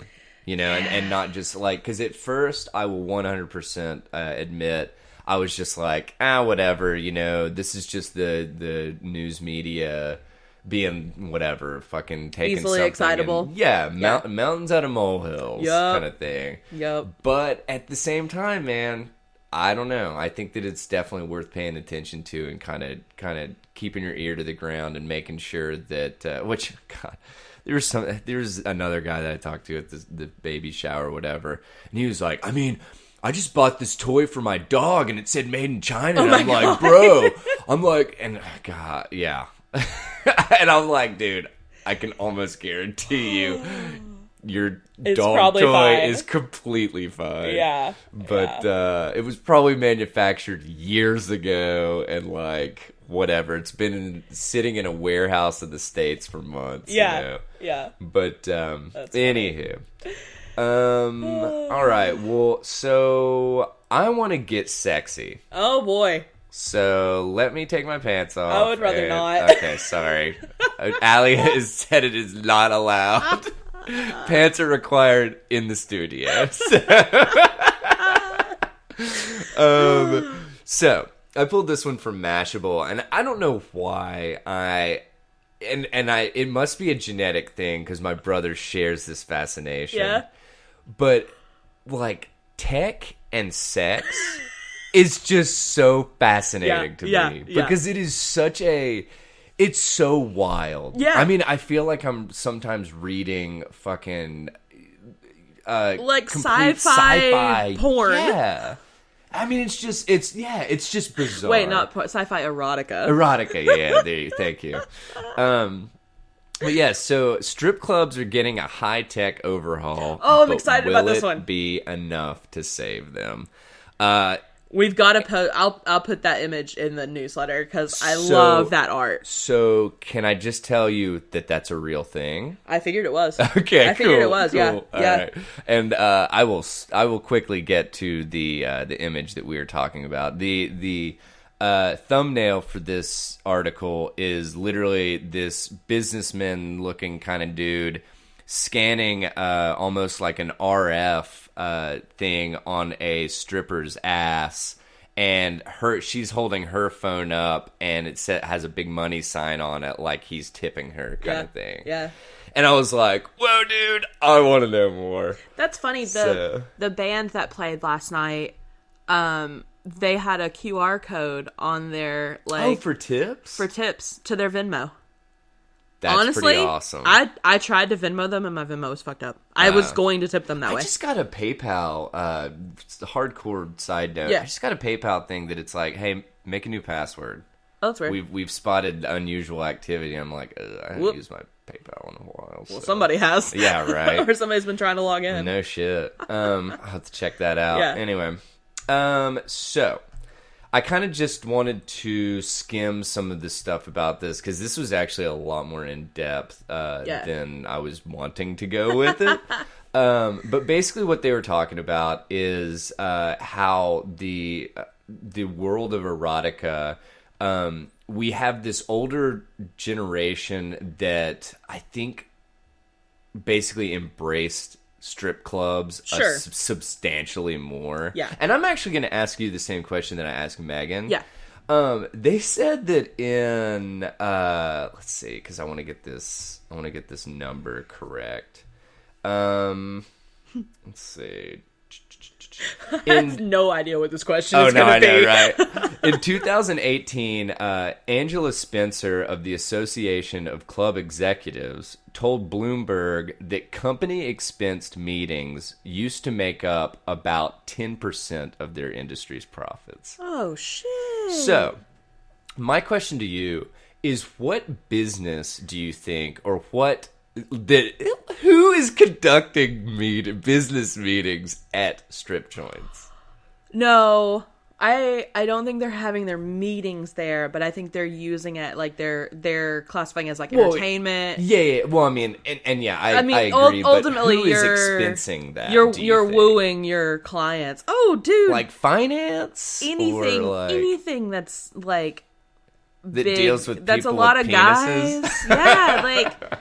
Which is a lot of execs and stuff. 10%? I thought that man. was pretty fucking... It's pretty high. Pretty high. But I mean, I could totally, like, think about, like, Mad Men. Mm-hmm. I could see them. Like, oh, yeah. You know? So, and that was the other thing, because they were talking about how, obviously, the strip club has decreased substantially from the 80s and 90s kind of thing. Well, because there's porn on your internet now. So, and they said that actually another thing that they think is a big factor, which I completely agree, is if you've ever been to a strip club, the vast majority of them have a no cell phone policy. Yeah. So it's like, you got to keep it in your pocket, and dude, people don't like fucking keeping their cell phones in their pockets. Yeah. So, so anyway... Basically, they started like talking in the article about how let's see, insiders maintain that clubs offer a unique form of connection between patrons and dancers, a responsive and in-person intimacy that digital offerings like porn cannot recreate. Which I get, but I don't know if I've ever desired that personally. Yeah, I feel like strip clubs are I'm like awkward in strip clubs. I've never been to one. I know I would be so awkward in one. Well, it's just so...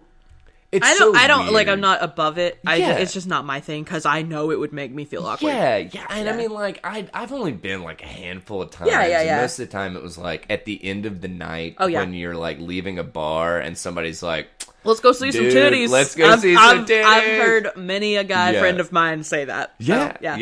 And I'm not gonna lie, it was kind of fun to go over there, and my God, this one strip club story. I went with my brother, and he had some girl that he took on a date, which... I love you, Joseph. Oh, no. And Joseph and I have some of the fucking best stories that, like, oh my God. And I don't remember who it was, but we went and, like, dude, it was the funniest shit ever. Like, Joseph got, like, 25 wands or something like that, and gives like her like the vast majority of his date, the vast majority of him. Yeah. And like, I had this moment of clarity in the, like, you know when you're like, I don't know if you've ever had this, but like when you're really fucked up and then like all of a sudden it's like your brain functions for like maybe a few seconds and you're like, what the fuck am I doing and why am I doing this, you know? Yeah. And that was totally what occurred. And I'm like sitting there and my brother has like a cigarette hanging out and he doesn't smoke anymore. And he's like, like tossing ones, you know, and his date is like literally making it rain on this girl as she like fucking twerks it, you know. And I was just like, what am I doing? Why am I here? But I have to say, it was super fun and like, whatever. Yeah. But, and I mean, dude, like, a successful stripper can make some fucking bank. Yeah. Like, and I'll go ahead and plug the book again.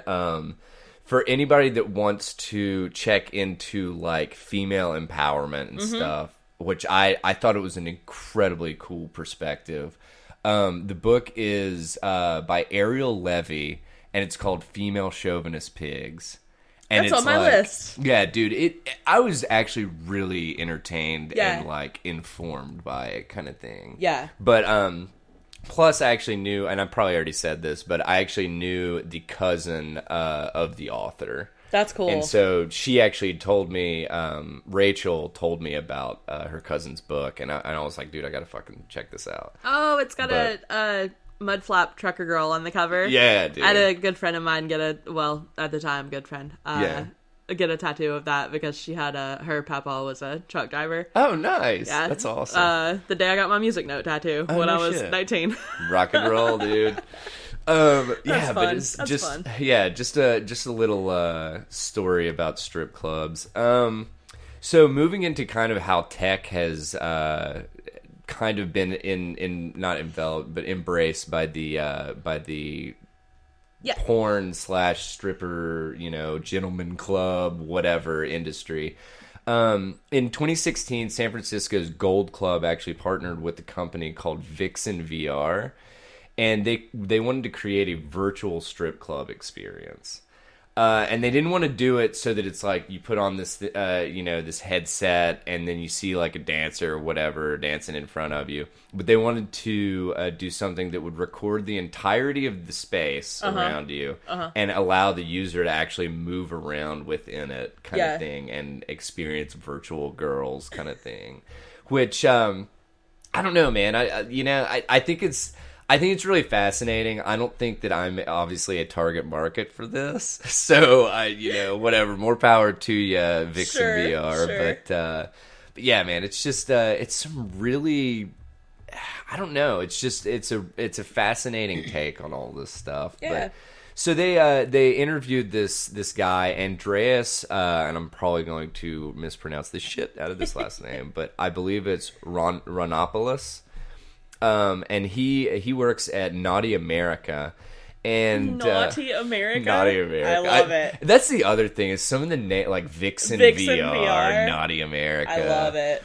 But he said that he thinks that there's a huge potential market for AR and VR for the uninitiated, augmented reality, virtual reality. Yeah. Strip club experiences, because while most people only go onto porn sites at 1 or 2 specific times of the day for as long as it takes them to get off, historically, patrons have frequented strip clubs at varied hours for longer amounts of time, using them as an erotic but not exclusively single-minded masturbatory leisure space. I was like, I kind of like that quote. Who doesn't love a good leisurely masturbatory? But what was the phrase? Yes, I butchered that. An exclusively single-minded masturbatory leisure space. I love a masturbatory leisure space. Right. I might change my location on Twitter to masturbatory leisure space. Yes. Actually, yeah, I think I can do that. And she just picked her phone up, and it is occurring.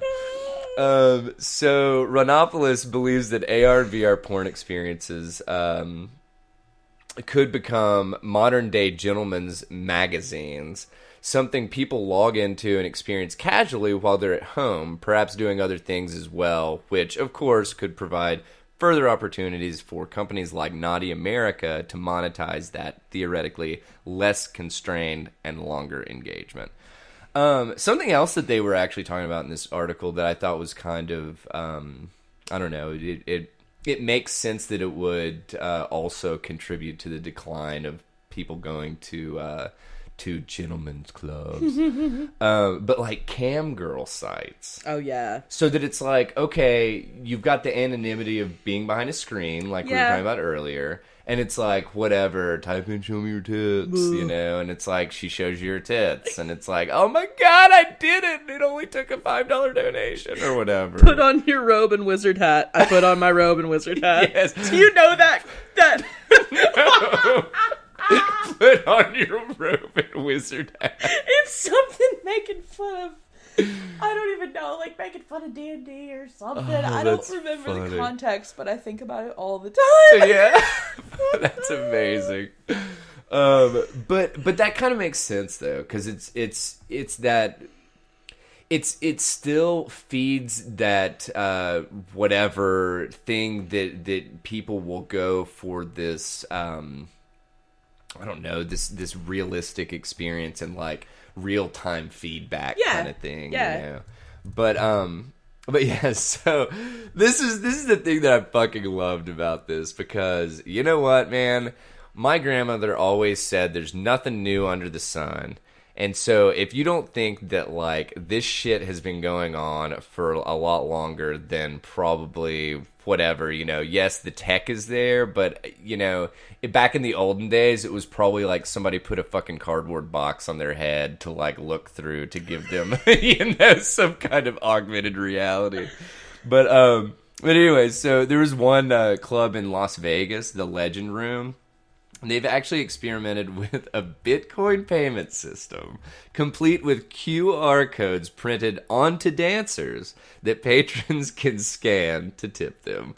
Embracing cryptocurrency, some clubs believe, may attract younger patrons by reducing the need for them to secure and carry around blocks of cash. That's an interesting term, blocks of cash. I would feel like wads or something like fat stacks, please. Yeah, binges. But anyway, I believe we're calling them hundos now. Hundos, yeah, okay. My God, get with the times, Daniel. And carry around blocks of cash to tip dancers, and by affording them more privacy about their club-going habits, or than the paper trail left behind when using a card. So I don't know if that's really going to catch on. I think that is pretty. I think we could probably chalk that up to the fad thing. I mean, which, like you said, you know, the whole QR tipping thing. I think that's ingenious. I think it's cool. Cash. I mean, cash is king, man. But cash. Like, yeah, I hate it. It really is. Yeah. It's annoying, and our generation just doesn't fuck with it a whole lot. Which, in all actuality, man, everybody should have like $20 or $30 on them probably. Yeah, at all I mean, times, stash you know? it, but like, I went to this small beer festival thing yesterday, and I didn't take my purse. I only, as far as, like, I had like chapstick and my car key, my ID, and my debit card. That's all I took. And I'm like in there, and I'm like, I already bought my ticket, but like after your first two like tasters, you had to pay for the tokens. So I was like, I just really take for granted that everywhere takes a card now. Yeah. You know, because I have cash, but like I didn't have my purse with me, and I didn't have cash in my pocket. And I mean, but if I had gone to like, if I went to like a concert in college, like I usually didn't even take my debit card in, because if you want to buy a shirt, you gotta buy it in cash. Yeah, you know, 100%. Square readers were not. Yeah, not around back then. They weren't a dime a dozen and everything. So. Yeah. But anyway, so I just thought that was kind of, and also I thought that it was kind of interesting that they or whatever, this Naughty America spokesperson was talking about how AR and VR would replace gentlemen's magazines kind of thing, which I don't really. I think that's everybody's dads that are still getting like the magazines. But Playboy is have they not hung it up in regards to nudity? I thought that they had. I don't know. I think I heard something about that. Yeah. I mean, or maybe it's only tasteful nudity. Maybe they're not, like, all spread open or something. Well, dude, I mean, know. that's why I had to change my subscription to Spank. Sure, yeah, I mean, I gotta see all up in there, so... Oh my god. I was listening to my dad wrote a porno plug for that podcast because it is fucking great. My friend in Colorado got an ad for them doing a live show near him, and he was like, what the hell is this? I was like, that is a national treasure. You sit down. Dude, it is really funny. And literally, it is exactly what the title of the podcast is. But they were going on and on about how the dad wrote something about, like, how this guy grabbed this girl by the cervix. Yes! And they're like, wait, what? That is, like physiologically, impossible. Like, he did not. Yeah. Absolutely did not. Yeah. But anyway, so this has been your erotica, your World of Erotica Tether Radio podcast update. So, I will definitely be keeping my ear to the ground. And also, be on the lookout in the Facebook group, because I'm going to queue up something that you are going to want to check out. That's so good. I hope it doesn't get flagged for, like, porn or something, and then, like, taken down. I don't think that usually happens in private groups unless someone reports it. Okay. So, like, please don't report it. Yeah. And I don't think there's actually nudity, but it's very suggestive. It's a lot. Anyway, so where are we going to go from here? Man, speaking of getting fucked, let's talk about Mike Bloomberg. Oh, I'm so glad, because I've got the terminal shit too. So. Oh, good. Yeah, I want to hear about that. Okay, do it. Vice said that Bloomberg was a piñata during this week's debate in Nevada, and even goddamn Joe Biden, who has been a wet noodle in this race, spoke up and said Bloomberg's stop and frisk policies threw close to 5 million young black men up against the wall. Yeah. It's a bold statement. It's fair. No shit. It's fair. Yeah. I mean, it was fucking out of control. Did you watch that Trevor Noah thing I sent you? Yeah. That's really good. Yeah. That was really good. It was good. I need to share that somewhere. Yeah. Like, cause it's, dude, toss it in the group. Yeah, I'll put it in the group. Yeah. Trevor Noah was basically like, stop and frisk is awful, and here's why, and if you think it's not, you're wrong. Yeah. And he's really good. Like, I like Trevor Noah a lot. Yeah. Amy Klobuchar called Bloomberg out for his campaign's call for her and other more moderate candidates to drop out to let him emerge against Sanders. She insinuated that was sexist and arrogant, because it is. God. Bloomberg. Like, what the fuck are you thinking, dude? Like... It ain't gonna happen, bro. Hang it up. Right. Take your other billions that you have left and just fuking walk away. He has spent so much money. I can't. So, has anybody been actually keeping up with? Yeah. Where did I hear it? What was I listening to? I think Chapo. Yeah, I was gonna say it's probably Chapo. Chapo right? Yesterday. Because it was yesterday, and that's the only thing I listened to yesterday. Mm-hmm. Yeah, Chapo was talking about, like, they broke down, like, how much he's spent on social media, how much he's spent on, like, TV ads, how much, like, they had, like, all the numbers for that. It's out there. Facebook alone, I think he Facebook dwarfed specifically. everybody's. He was spending $1 million a day over a 2-week period, and he's probably ramped it up since that, because that's been a few weeks ago. That is insane, man. So Warren came out swinging in this debate. Dude, my folks were like, dude, she was at their throats. It was like she was just like, fuck it, this is it. My Twitter was so much fun. Yeah. I didn't watch the debates, but I watched plenty of, like, snippets and heard a bunch of recaps and heard a bunch of snippets, and oh man. Warren came out and said, this is a quote, I'd like to talk about who we're running against, a billionaire who calls women fat broads and horse-faced lesbians. And no, I'm not talking about Donald Trump. I'm talking about Mayor Bloomberg. Dude. Girl. Yeah. And then she said a few more things, and then she said, look, I'll support whoever the Democratic nominee is, but understand this. Democrats take a huge risk if we just substitute one arrogant billionaire for another. Ooh. That's some fucking spicy shit, I mean, man. Put that on Bloomberg's tombstone, because he is done. God. Like... And then she also asked him how many people had accused him or his employees of sexual harassment, and he just, like, kept dodging it. And he said, none of them accused me of doing anything other than maybe they didn't like the joke I told.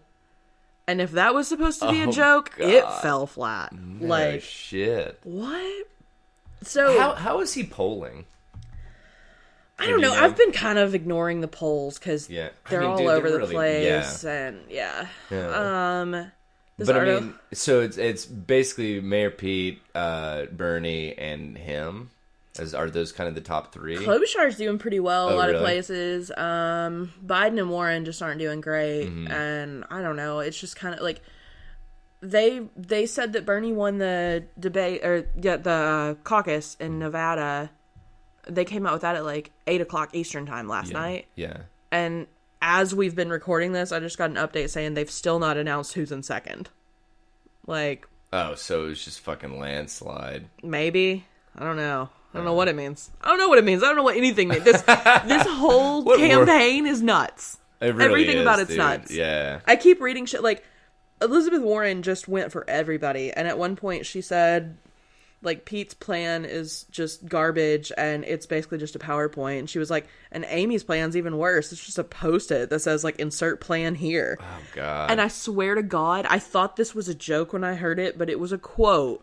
Amy Klobuchar replied something like, I take offense to that because post-it notes were invented in my state.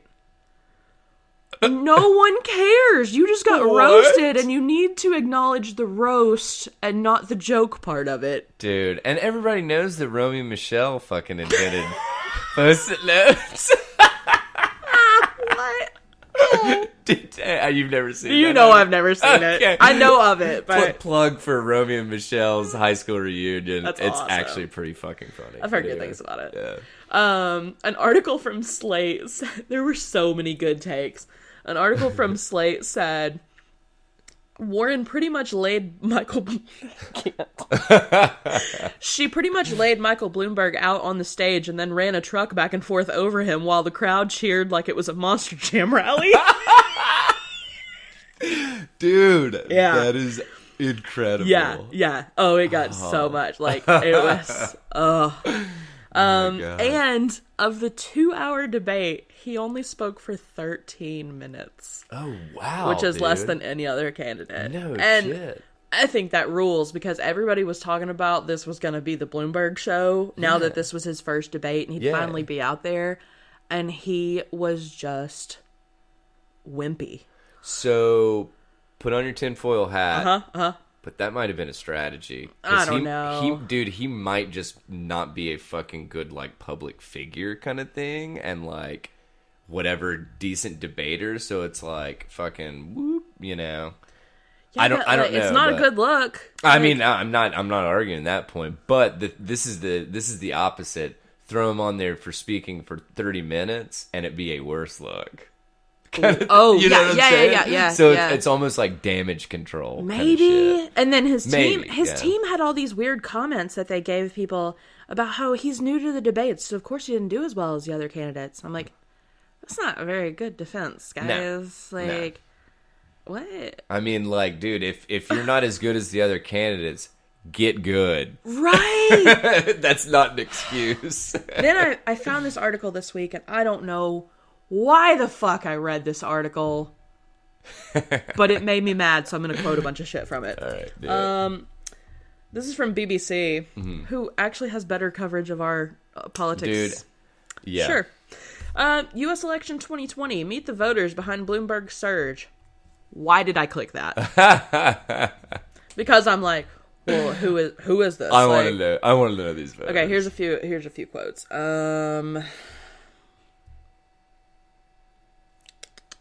Okay. What does a Michael Bloomberg fan look like? It appears most of his grassroots supporters skew older. Duh. His money is far from a downside. Here's a New Yorker named Laura Wagner. You have to be a billionaire to run, and then when you are, you're criticized for it. What? Not if your campaign is fucking publicly funded. Yeah. Do you understand how elections work? Yeah, the money plays a big factor, but that's not a bad thing. All the power to him because he's using it, in my opinion, so effectively. He's not going to be bartering with these big oil companies and organizations like the NRA or trying to appease. Donald Trump would like to be what Michael Bloomberg is in terms of power. Donald Trump is the president. Like, by definition, he has more power than Bloomberg. What are you talking about? What? What? Where did they pull these voters? I don't know. Right? I don't know. Where did they pull these delusional individuals? I do not know. Here's the last thing from this lady. Being the mayor of New York City for 3 terms is pretty close to being president of the United States. No, it's not! What? That's one city! What? Oh my god. So then they asked people about stop and frisk. They explain what stop and frisk is. Yeah. And then Sheikh Musa Which, real quick, just for the uninitiated, can you give like a quick and dirty for... It predated Bloomberg, but peaked during his tenure with around 5 million stops over a decade. It allowed police to question and search individuals for weapons or illegal items. Mm-hmm. Most people stopped were innocent, and most were black or Latino. Yeah. So basically it's been thrown parallel with racial profiling. Very much. Kind of thing, and there's been some quotes from Bloomberg basically being like, you could Xerox these people because they are all the same. Oh, it's bad. That's who we want running our country. Yeah. And I don't know if the sarcasm came through enough, but that was completely sarcastic. So, this man who is 58, his name is Sheikh Musa Drama. He's a religious leader and community activist who's lived in the Bronx and Harlem neighborhoods in New York City for the last 30 years. Mm-hmm. When asked about the controversial policy, he emphasized, no candidate will ever do as much for the blacks and Latinos as Bloomberg. I am black, he continues. Nobody can tell me about the ravages of crime in this city. I know it. I live it. I'm a victim of it. Bloomberg did not create stop and frisk, but his administration saw that you have to have a habitable environment. Otherwise, investors, residents, high-earning individuals who will pay taxes to support social services will leave the city. Blah, blah, blah, blah, blah. People in his neighborhoods have benefited from the stop and frisk. It's not discriminatory. It's life-saving. The lives that are being saved are black and brown, not white. Listen, I'm not black. I can't speak for black folks. I feel like a lot of black folks would not agree with all that. I would err on agreeing. Yeah. Trevor Noah does not agree on that. Yeah. And he is much browner than me. Yeah.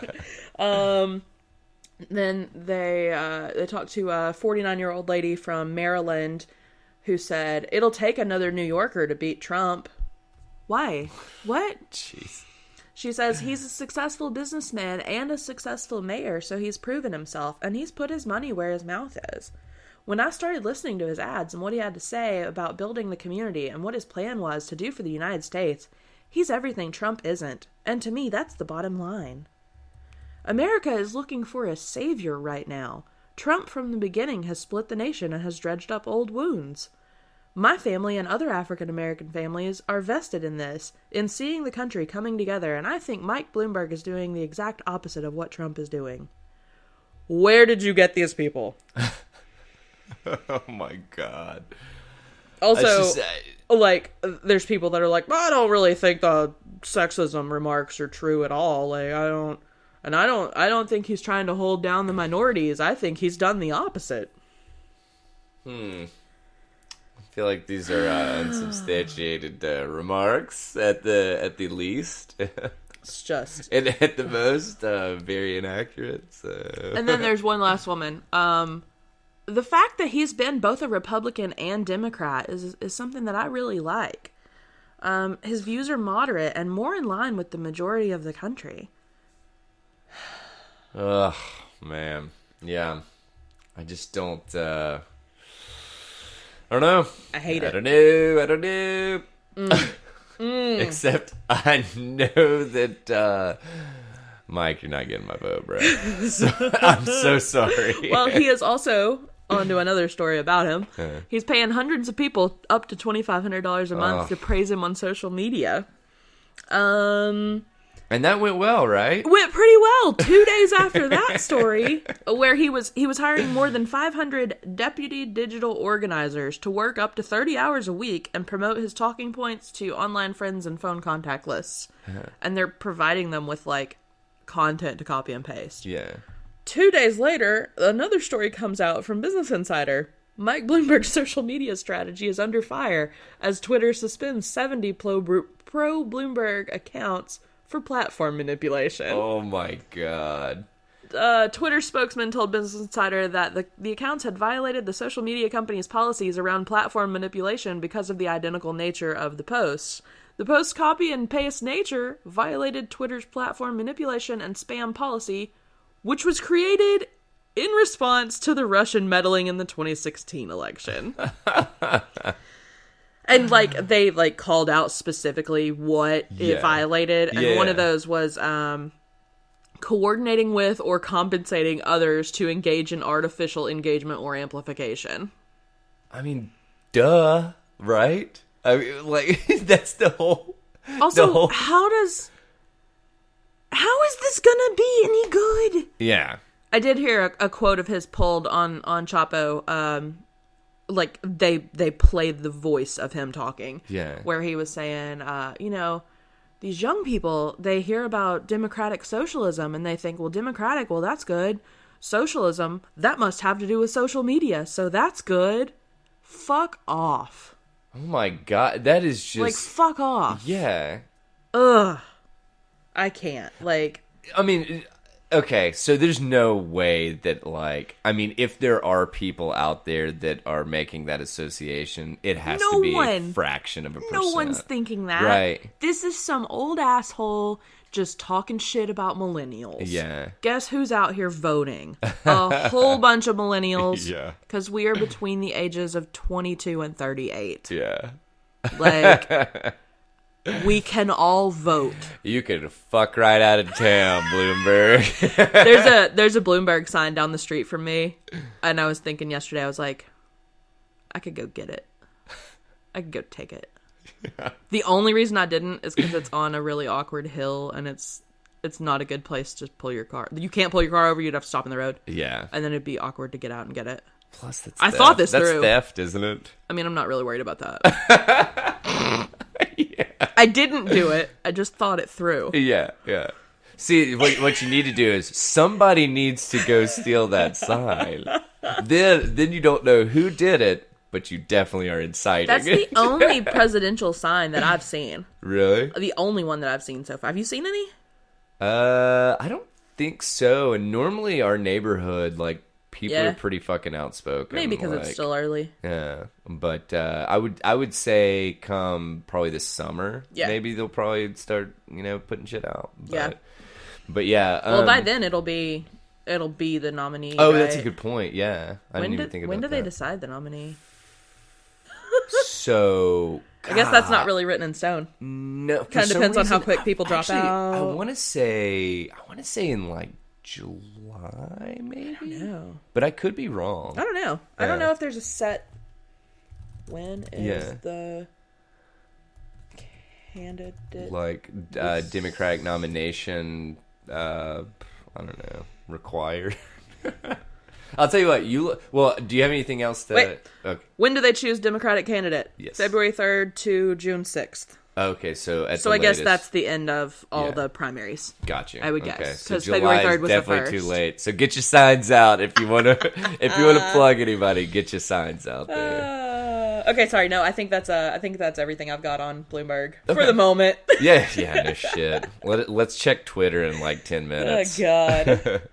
So, tell me about this terminal. Yeah. So I thought this was kind of fascinating, just because I feel like what a lot of people do, me included, you hear about somebody that has, amassed these billions of dollars, and like some people, it's really cut and dry and like out in the forefront.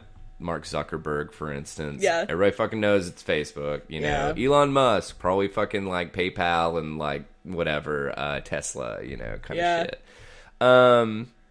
But Mike Bloomberg, I didn't really know how he had, how he had made his literal billions of dollars. Yep. This is totally in line with, which I actually really liked the title of this also. The tech product that made Bloomberg rich is a perfect metaphor for his candidacy. So, Mike Bloomberg used to work for... Who did he work for? Shit. I don't know who he worked for.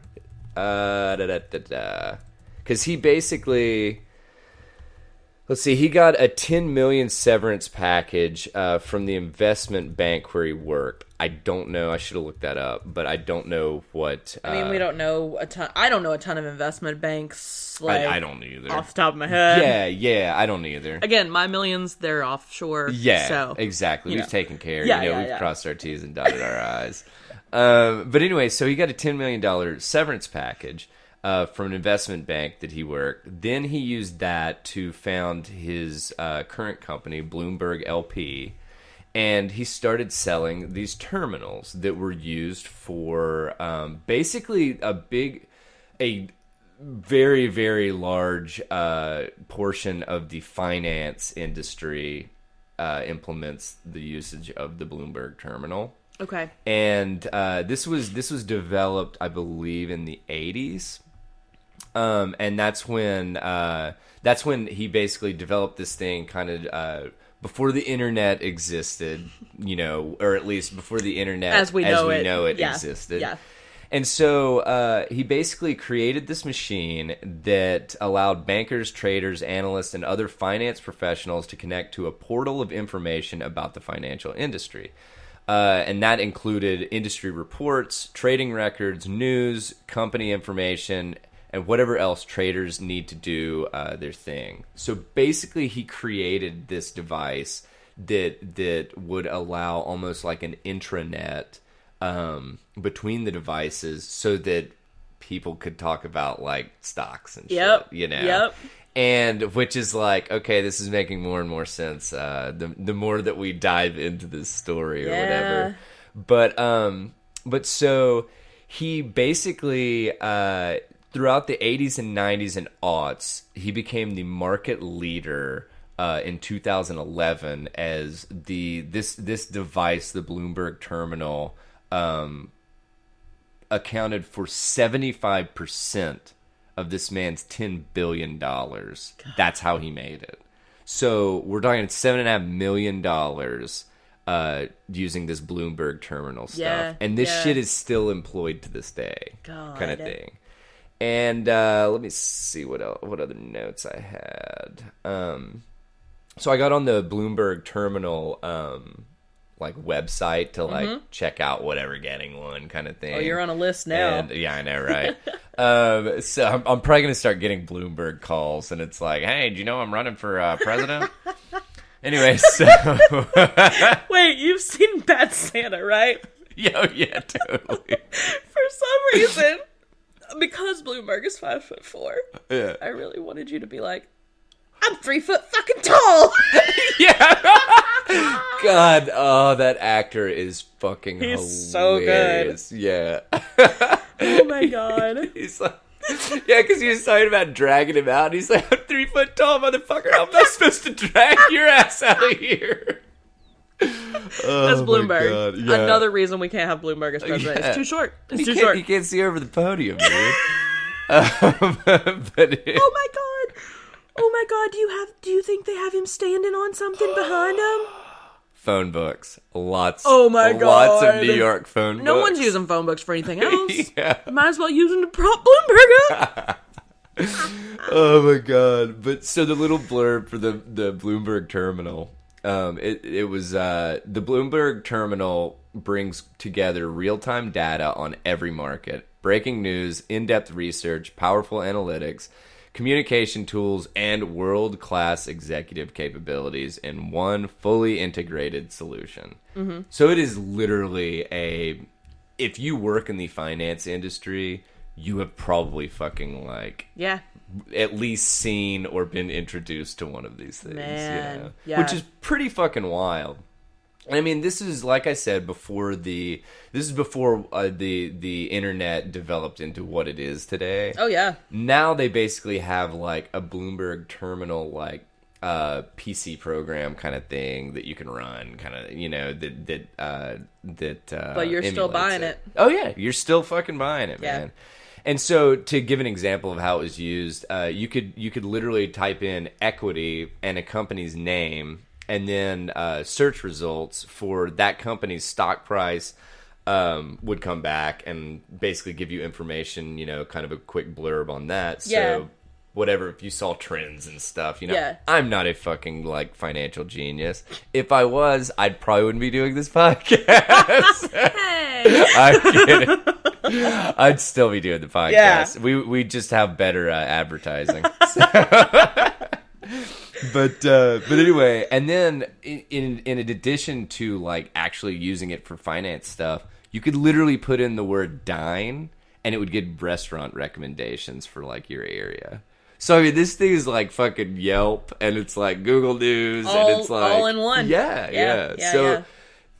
very ahead of his times, but it's also one of these things that, like, which he, and I'm going to say this rolling my eyes so fucking hardcore, it's ridiculous, but he's like, if I become president, I'm going to sell my company. And I'm like, look, motherfucker, you can, like, piss on my leg, but don't tell me it's raining, kind of thing. Also, you know? no, you cannot piss on my leg. Piss on Thank my you. leg. This is not, Allie, stop it. But you said it. I'm just over here kink shaming.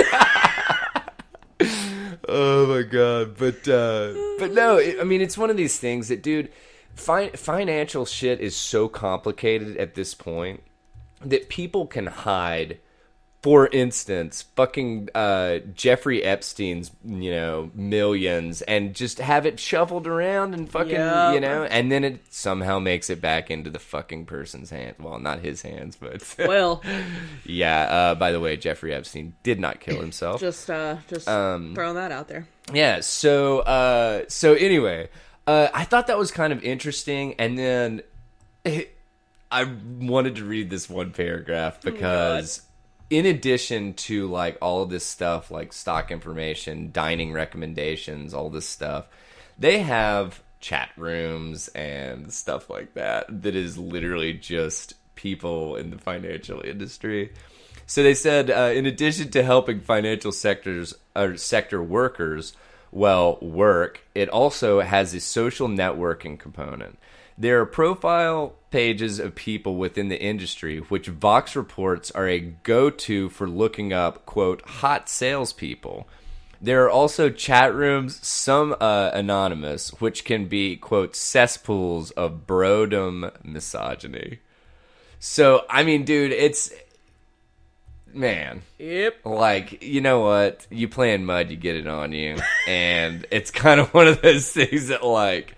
This motherfucker, to me, looks like a fucking pig. You know, he's got so much mud all over him. So, but it's just, I think that this also kind of gives you, or gives the listeners and us a decent idea of, you know, this dude is has his thumb in a lot of different pies in the financial industry. Yeah, and like. I don't know. That's makes me somewhat nervous to give him any more power than he already has, kind of thing. Yeah. And I'm not even taking into account the platform that he's running on, kind of thing. It's just like, I think you've met your limit, bro. Yeah. You know.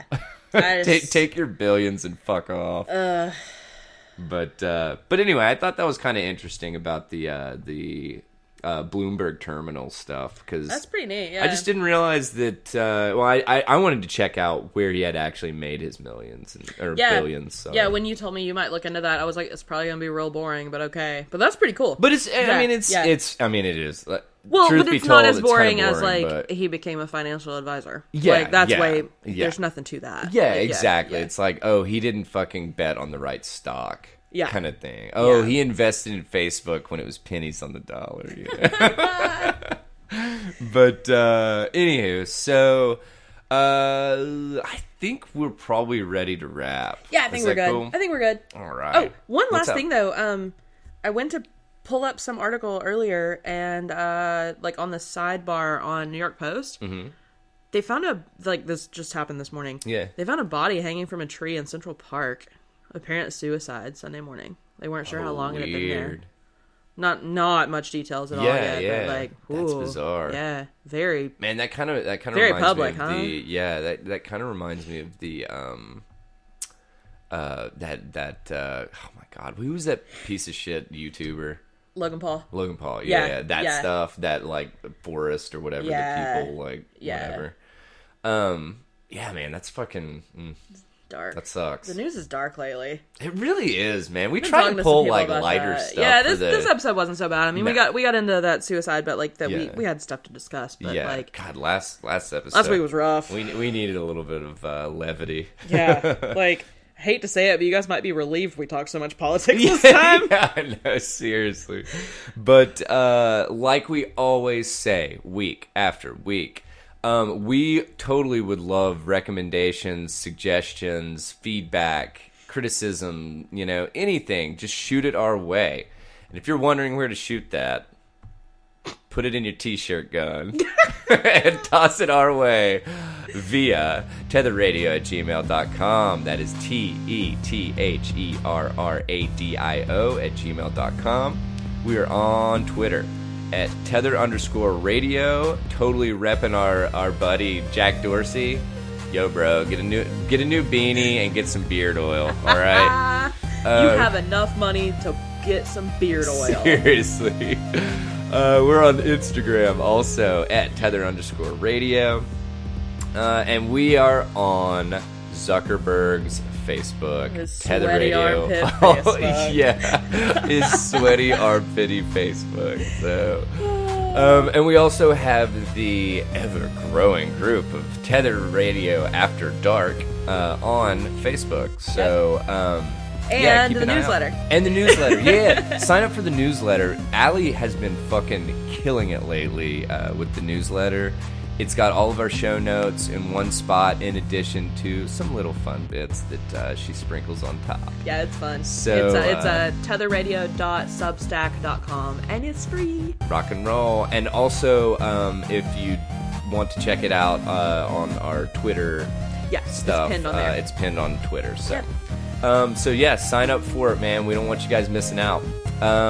So yeah, this has been episode 89 of the Tether Radio Podcast. I'm Daniel. I'm Allie, your Funkle. And we are thanking you for lending us your ear for, I'm looking at right around 2 hours. Woo. And yeah, we hope you guys have a fantastic week. And we look forward to talking to you next week. Have a good one, friendos. Bye.